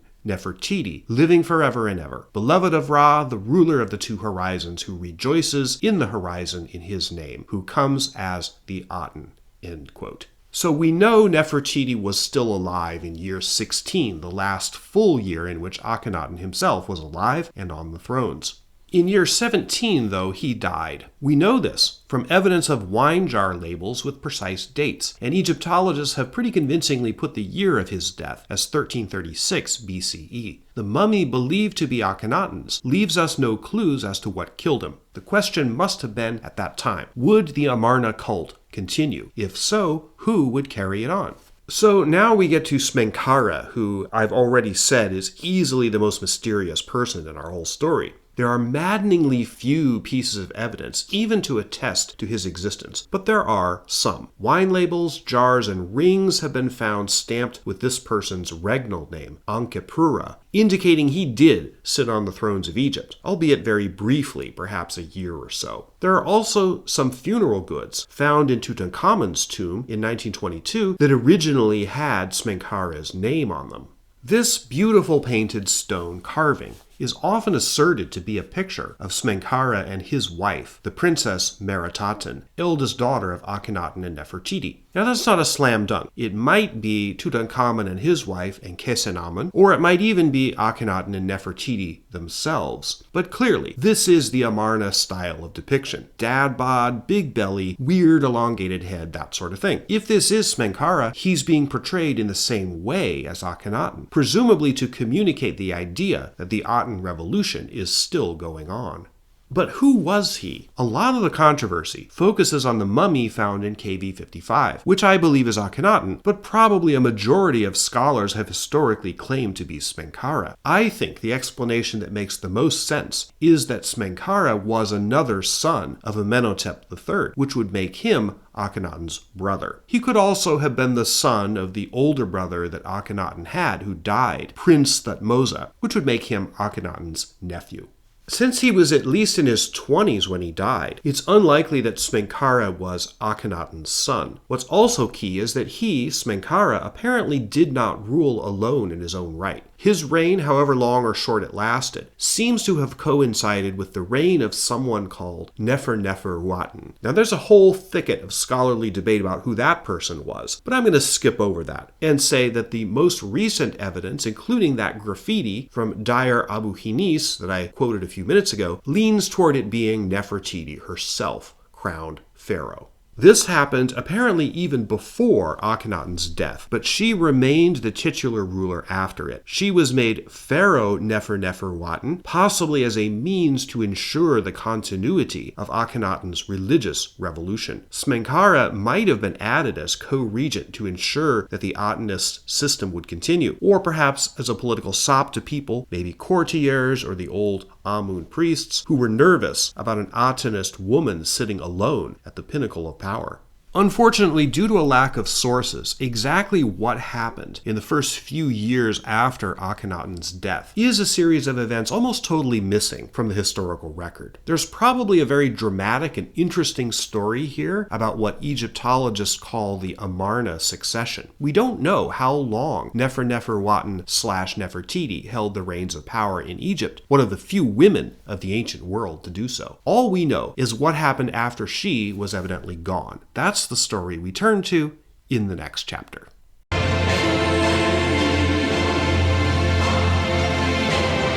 This is called the Restoration Stele of Tutankhamun, found at the Temple of Karnak at Luxor in 1905, even before the discovery of Tutankhamun's tomb. It's now in the Egyptian Museum in Cairo. I quoted it at the beginning of the last chapter. This is a vitally important source of what we know about late 18th dynasty Egypt and what happened after the deaths of Akhenaten and presumably Smenkhara and Nefer-Nefer-Uaten/Nefertiti. Inscribed on this stone is the story of the Counter-Reformation to Akhenaten's religious revolution.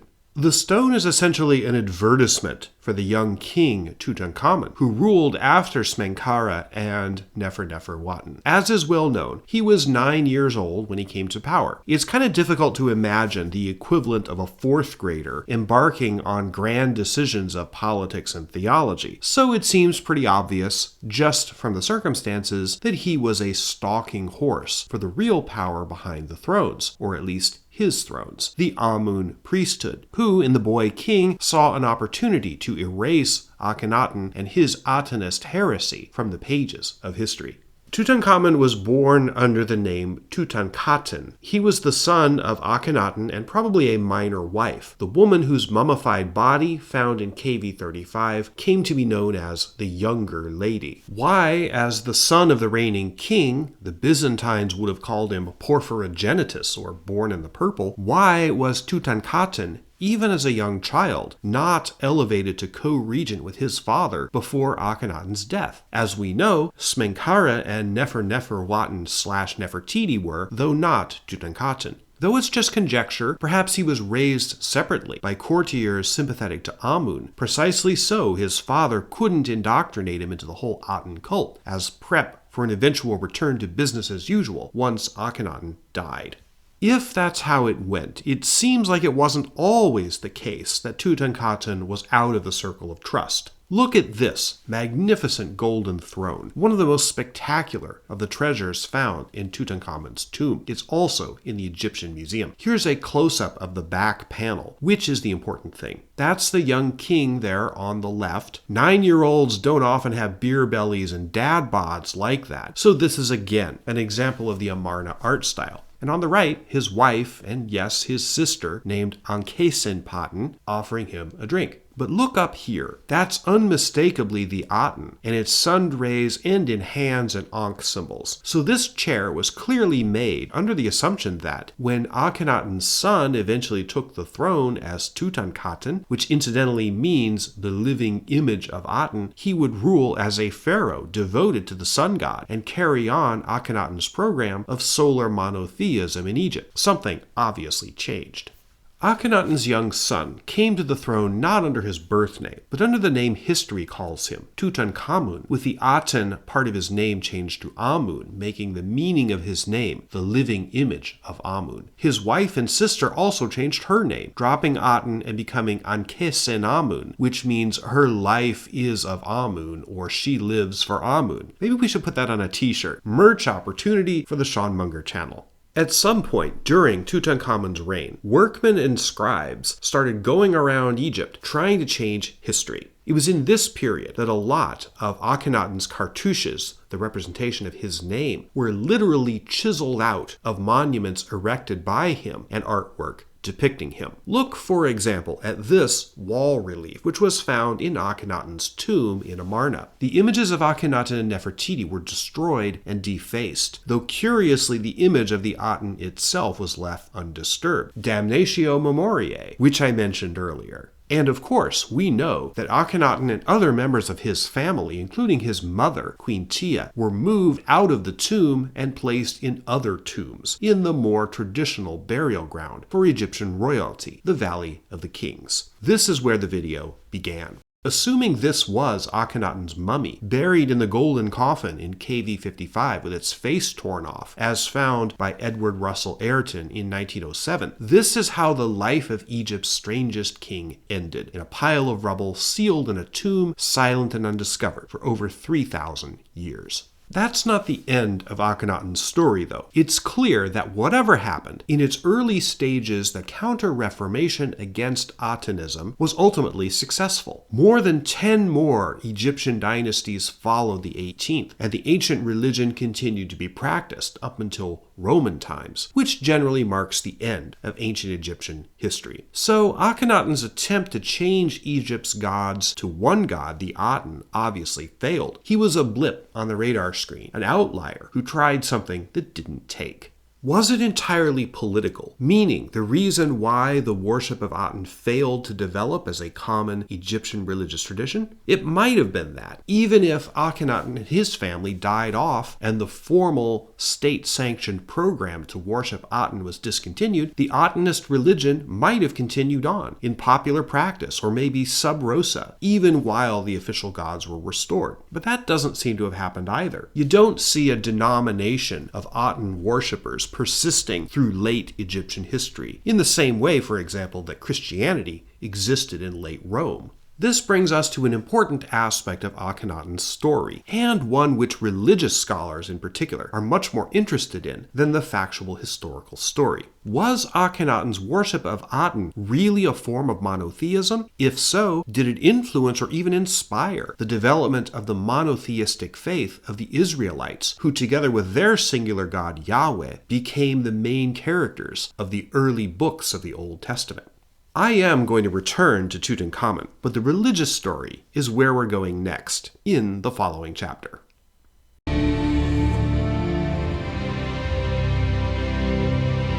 In the tradition of the three Abrahamic religions, Judaism, Christianity, and Islam, the Exodus is the foundational myth of the Israelite people. The story is well known, deriving from 4 of the first 5 books of the Old Testament, or the Torah. According to the story, there was a group of Israelites living in Egypt who were treated as slaves. Moses, who channeled the power of God, also known as Yahweh or Jehovah, led the Israelites to freedom and their promised land, Canaan, now identified with the region of Palestine.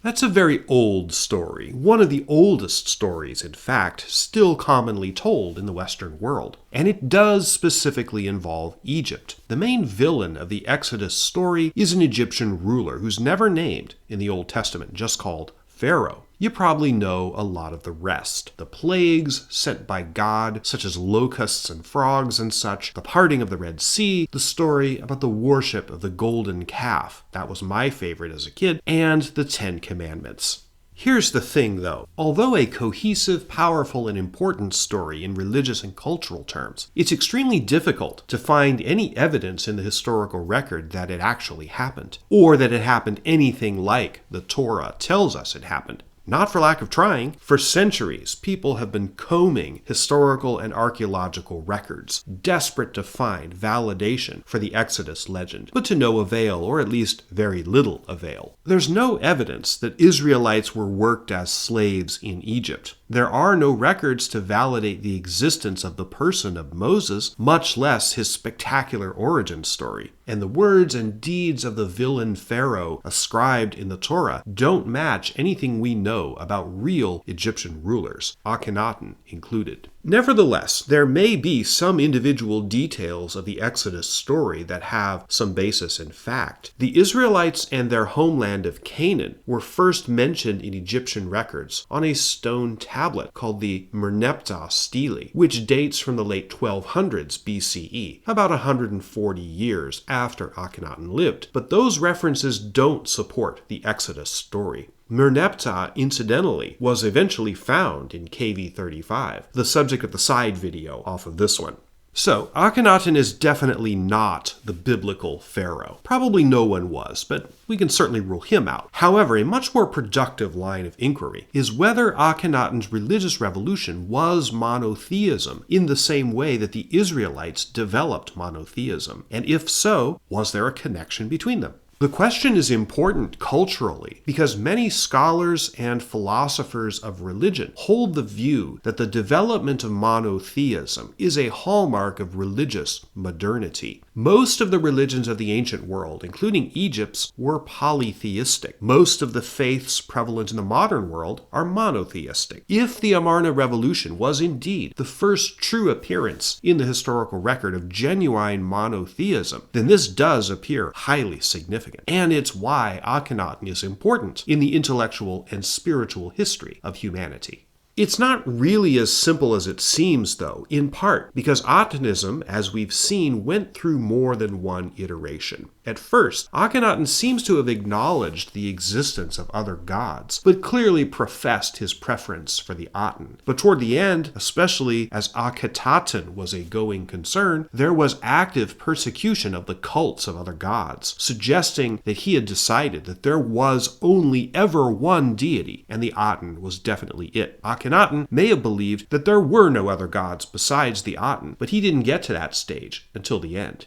Another major issue in the study of Akhenaten is the similarity between the great hymn to Aten and Psalm 104, part of the Jewish Tanakh and the Old Testament. Depending on how you translate the poems, there do seem to be marked correlations. For example, according to one translation, a verse of the great hymn to the Aten says, quote, "Darkness is a shroud and the earth is in stillness, for he who made them rests in his horizon." End quote. While Psalm 104 says, quote, "Thou makest darkness, and it is night, wherein all the beasts of the forest do creep forth." End quote. Since at least 1905, biblical scholars have been touting these similarities as slam-dunk proof that the ancient Israelites were influenced in their theological thinking by Akhenaten and the Aten cult. That may be true, but it's impossible to prove, since we don't know very much about the original authors of Psalm 104 or the circumstances under which it was created.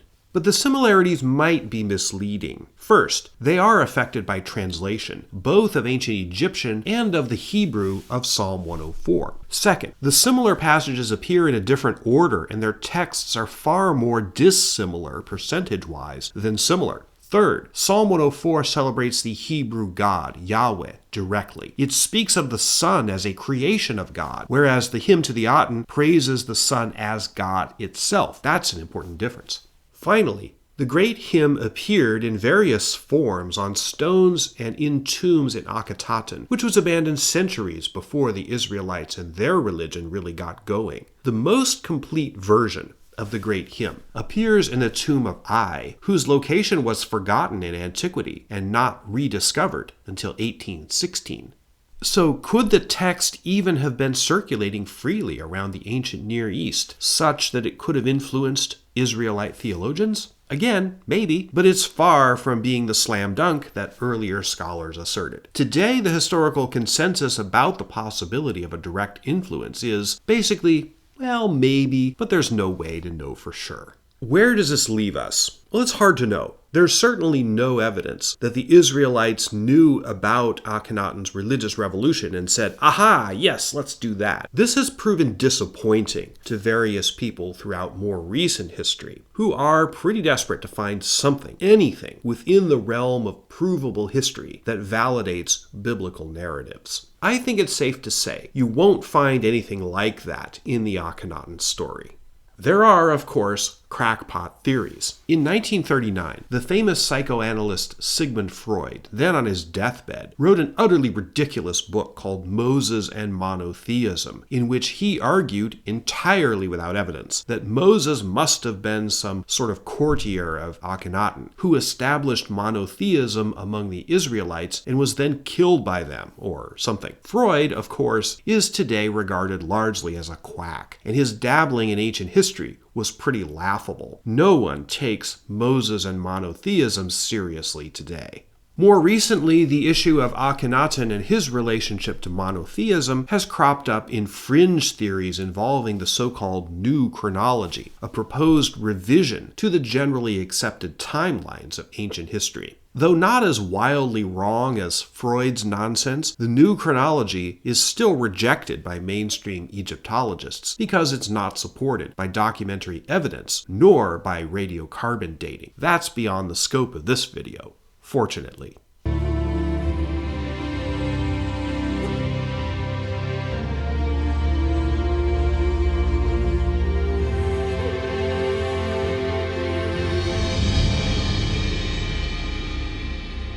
Probably the best we can say about Akhenaten, Moses, and Yahweh and the relationship between them is that great minds sometimes think alike. Akhenaten had the idea of monotheism in the 14th century BCE, and at some point later in history, an Israelite, whether it was literally Moses or someone else, had that same idea that came from much the same intellectual and theological considerations.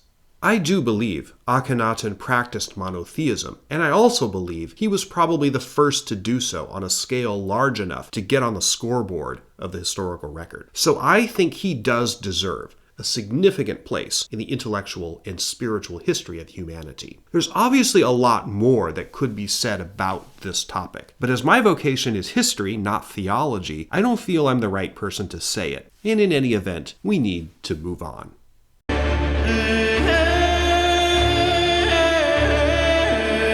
It's kind of ironic that accidents of what historical and archaeological evidence managed to survive have made Tutankhamun, by far, the most famous Egyptian ruler known to us in the modern world. In the course of Egyptian history, he was not that significant. He wasn't on the thrones very long, and aside from the official restoration of the Amun priesthood, he didn't have a lot of accomplishments as pharaoh on his sheet. Imagine if, 3,500 years from now, the history of the United States is shrouded in uncertainty and mystery, and by an accident of what sources survive, Chester A. Arthur is the most well-known president, with figures like Washington, Lincoln, and Franklin Roosevelt much less prominent. That's kind of like the situation with Tutankhamun. But we do know that Tutankhamun did follow Akhenaten, Nefertiti / Neferuaten, and Smenkhara on the thrones of Egypt. He was born possibly in year 11 of his father's reign, which, assuming Akhenaten died in 1336 BCE, would put Tutankhamun's birth in the year 1342. We know he was about 19 when he died, so 1323 BCE is a reasonable guess of what year it was when that happened. Coming to the thrones at age 9, he ruled Egypt for about a decade. The physical evidence, namely Tutankhamun's mummy, which was first extensively studied by Howard Carter in 1925, makes it clear that the poor lad probably had a very painful and tragic life. For one thing, he had a club foot, a congenital condition where one of the feet is turned inward. Lord Byron also famously had this condition. Other evidence indicates Tutankhamun suffered from painful, swollen joints in his feet and legs, and the wear and tear on his bones was markedly different than people who walk more or less normally. In simpler terms, the kid couldn't walk, at least not very well. This is actually consistent with depictions of Tutankhamun from his tomb and other artifacts. For example, in one carving, the pharaoh is depicted as going on a military campaign and shooting arrows while sitting down. Most pharaohs depicted this way are shown standing up. Furthermore, Howard Carter found over 100 walking sticks in Tutankhamun's tomb, including one with an inscription that the king cut it from a reed with his own hands. What did he die of? It's not entirely clear, but there are tantalizing clues. Modern CT scans of Tutankhamun's mummy show an odd fracture in his left knee, with evidence showing it occurred shortly before his death. Some skin left on the mummy was blood tested and turned up evidence that he had malaria, which was endemic in the ancient world. Tutankhamun may have suffered an injury, a broken leg or something, perhaps while out hunting. He might have broken his leg and then caught an infection or malaria while down with that. There's no evidence that he was murdered.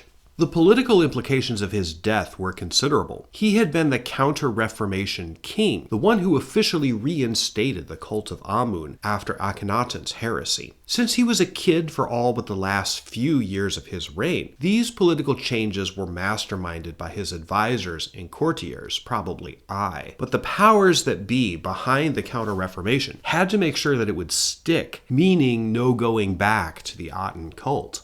Probably there was a succession crisis. Because he died so young, Tutankhamun had no children, at least none that were viable candidates to succeed him. In a particularly ghoulish discovery, 2 tiny mummies were found in his tomb in a wooden box, which proved to be small fetuses or perhaps children born prematurely, from 5 to 7 months. Probably girls. DNA testing showed they were definitely Tutankhamun's children. It's not clear who their mother was. The DNA tests showed that Akhenaten was not the baby girl's maternal grandfather, so they were not the daughters of Tutankhamun and Ankhesenamun. They might have been Tutankhamun's kids by a secondary wife, of whom we know nothing. What we do know is that having no live children to pass the thrones to, the next pharaoh was Ai, who had been a courtier and advisor to Akhenaten and Tutankhamun, at one point holding the title Grand Vizier, basically the Prime Minister of Egypt. How long he reigned isn't clear. The usual consensus is that he was in office for 4 years, though it might have been longer. Under Ai, the project of erasing Akhenaten from the historical record continued. It was clear that by now the Amun priests were very much back in charge. However, due to his association with Akhenaten and possibly his own links to the Aten cult, the great hymn to the Aten does, after all, appear in his tomb, Ai himself might have been politically suspect. That sets up the final drama of the 18th dynasty, which was the accession of the next pharaoh after him, Horemheb. Ai may have been in a power struggle with this person for some time, and he might have tried to use Tutankhamun's widow to secure the succession of his own faction. An ancient letter has survived, addressed to the Hittite king, Suppiluliuma I, who was on the throne of the Hittites about this same time. This letter is from an Egyptian woman who states that her husband is dead and she would like to marry one of Suppiluliuma's sons. The woman, who is named only by a Hittite word, not her Egyptian name, said, quote, "My husband died. A son I have not, but to thee they say the sons are many. If thou wouldst give me one son of thine, he would become my husband." End quote. The Hittite ruler was shocked because Egyptians just didn't make this sort of request. But seeing the political benefits, he agreed, sending his son Zanansa to Egypt. He never made it. He died en route to Egypt. The Hittites accused the Egyptians of murdering him. The pharaoh at the time, and who might have arranged this whole affair, denied it. But there are records of military conflict breaking out between Egypt and the Hittite Empire at this time, possibly over this incident. Because the Egyptian queen wasn't named, at least not by her Egyptian name, we can't be sure that it was Akhenaten, though it seems likely. The unusualness of the request stands out. It's possible that I was trying to shore up his own position on the Egyptian thrones by essentially appealing to the Hittites for assistance and offering the former pharaoh's widow as a prize. Had it gone through, this would certainly have radically changed the political dynamics of the ancient Near East. Horemheb was a powerful general, the commander-in-chief of Egypt's military forces during the reigns of Tutankhamun and I. He was not of royal blood and is one of the few commoners to rise to the thrones of the Nile. During the reign of I, another general called Nakhmin was his competition. We don't know a lot about this person. He might have been I's biological son, but it's clear that I wanted him, Nakhmin, to succeed him as pharaoh. Horemheb was demoted.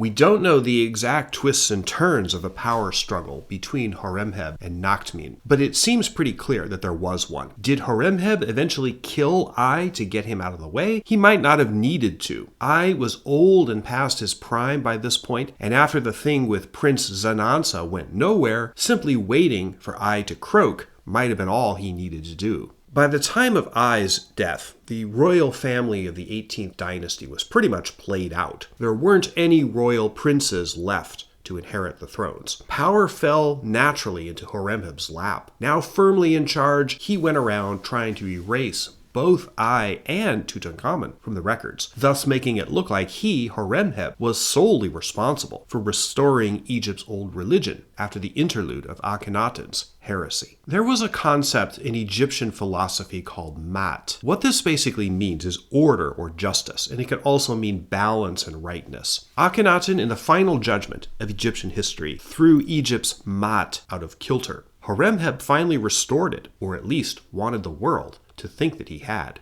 It's not clear how long Horemheb was pharaoh of Egypt. It was at least 14 years, and some evidence suggests that it might have been as long as 27 years. He died without an heir, probably in the year 1292 BCE, and promoted his vizier, a man called Paramesu, to be his successor. Paramesu took another name, Ramesses I, and founded the magnificent 19th dynasty. By this time, the religious revolution of Akhenaten was, for most Egyptians, a memory they hastened to put as far behind them as possible.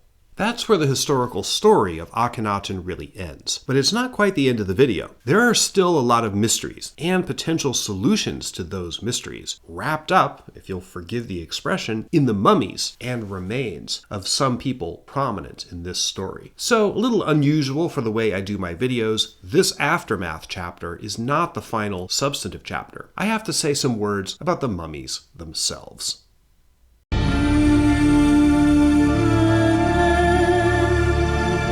As most people know, mummification was the way the ancient Egyptians handled their dead, at least royalty and the elites. It's pretty grisly. Basically, a dead person would be gutted, their organs removed and put in jars, and the body treated with resins and salt solutions to remove all remaining moisture. You're no doubt familiar with the leathery remains that result from that. I've been showing some of them to the extent I can throughout this video.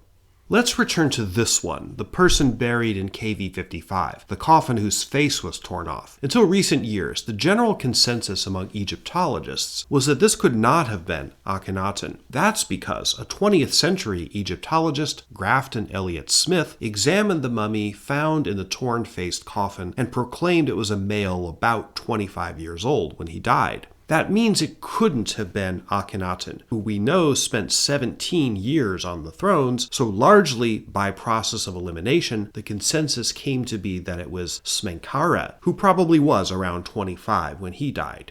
The coffin itself had the name of its occupant scraped off. As I mentioned earlier, magic bricks inscribed for Akhenaten were found in KV 55, and the ripped-off face certainly suggests it's him. Why would Smenkhara, whoever he was, have been buried in Akhenaten's coffin? Later analysis of the mummy has shown that the person was older than 25, and probably in his late 40s when he died. Now, there is still considerable debate on this, and modern opinions criticizing the reevaluation of the mummy done in this century are still highly contentious.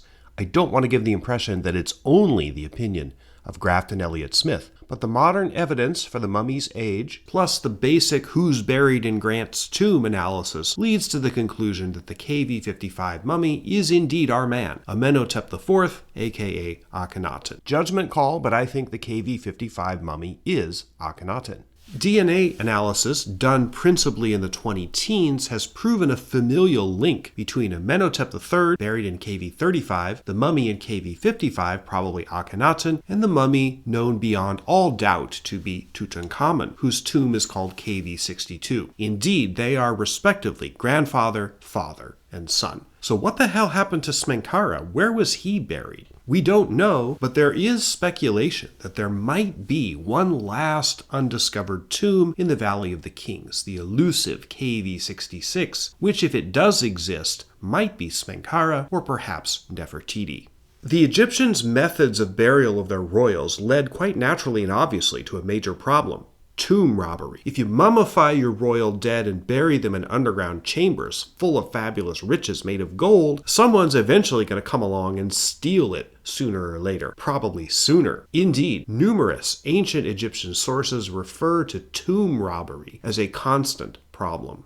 Gangs of tomb robbers paid off corrupt officials to tell them where the caches were, and some tombs were robbed or attempted to be robbed before the plaster was even dry on them. Indeed, if you've ever seen the photos of how Tutankhamun's tomb was found in 1922, you might wonder why everything was so haphazardly thrown together. These fabulous treasures just stacked in heaps with no attempt to arrange them in the reverent way you might expect.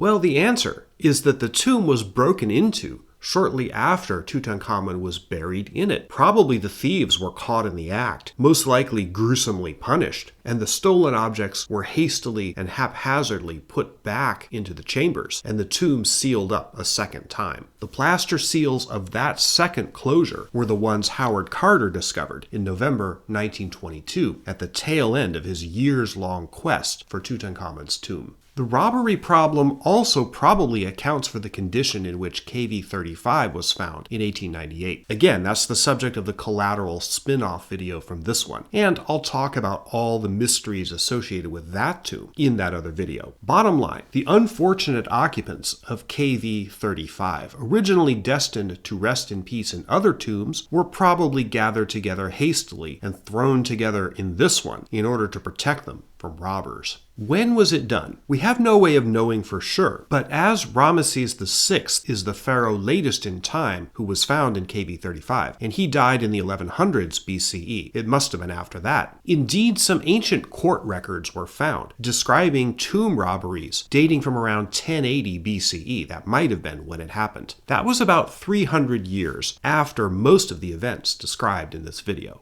But it is from the KV-35 mummies that we know what we know about the strange and fractious family that ruled Egypt in that period. Akhenaten was the father of Tutankhamun. We know that from the DNA evidence. And the mummy called the Younger Lady, who was apparently murdered by a savage blow to her face, was Tutankhamun's mother. We also know that from DNA evidence. Furthermore, that person, the Younger Lady, was Akhenaten's full sister. That also seems clear from the recent DNA analysis, though that conclusion has been criticized in some scholarly literature.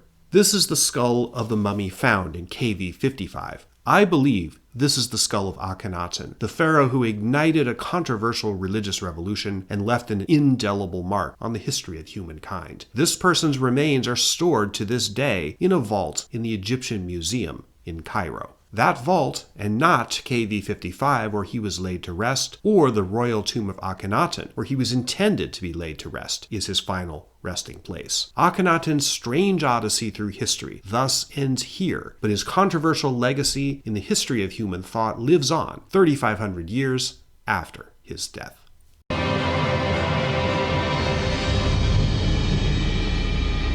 Akhenaten's religious revolution did not last very long. The religious leaders who tend to be remembered in history are those who launched movements that lived long after their deaths and inspired believers and followers for centuries or even millennia after they themselves were gone. Jesus Christ, who was undoubtedly a real person who actually lived in 1st century Judea, and Siddhartha Gautama, also known as the Buddha, are certainly in this category. Akhenaten clearly isn't. There's no Church of Aten around today. The great hymn to the Aten isn't taught in Sunday schools or inscribed on the walls of modern churches and cathedrals. Even a decade after his death, his revolution was already forgotten, his capital a ghost town, and the followers of the Aten had moved on. Maybe this was political. Maybe violating centuries of religious and political tradition was too much of a shock for Egyptian society to absorb, and Akhenaten was simply too radical for his changes to stick. But it's hard to look at the artifacts left behind by him and his regime, from the great hymn of the Aten on the wall of Ai's tomb or the various boundary steles of Akhenaten, and not realize that something very primal and individual was going on here. Political repercussions aside, if you take the inscriptions and monuments at face value, and there's no reason why we shouldn't, Akhenaten really seems to have been trying to reach a greater understanding of the universe and the meaning of faith to himself and the world. And he did it in a way that had never been done before, at least not quite that same way. You have to admire his audacity. Before he came on the scene, Egypt had been content with its gods and rituals and political cults for centuries. He upended all that. It had to have taken a fair amount of courage to try to remake the entire religious fabric of a very ancient society, for which faith and the intangible realms of belief and philosophy were the most important things in their lives. It didn't work, but as attempts at large-scale revolutionary change go, Akhenaten's experiment is one of the most remarkable you can find anywhere in world history, particularly the ancient world. On my channel, I've done a handful of videos that focus primarily on a single person in history. Franklin Pierce, James Garfield, Vladimir Putin, Charles Manson, Millard Fillmore. Of all the people I've profiled throughout history, I have to say that Amenhotep IV, Akhenaten, is not the best nor the worst, but he is easily the most unusual. I hope I've done some justice to his story and his legacy. And if you never heard of him before clicking on this video, now you know at least a little about this person and why he's worthy of being remembered.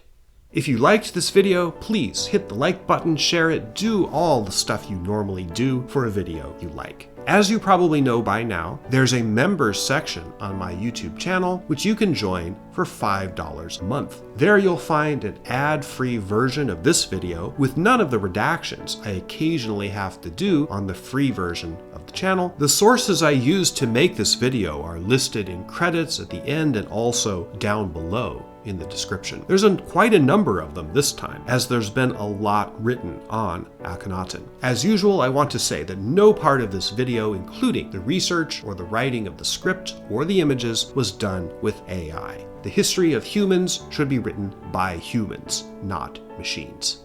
My science fiction novel, Faraway Star, comes out June 11th. You can pre-order it, at least in Kindle format, right now. The link is in the description. Beginning on June 11th, there'll be a paperback version available, and at that time there will also be options for those of you who don't want to go through Amazon. I get it. And there'll be an audiobook too. I teach history classes online at my website, seanmunger.com, and you can sign up for my blog at gardenofmemory.net and get the columns delivered directly to your email. Thank you to all my fans and supporters, and thank you once again for joining me on another journey into the past.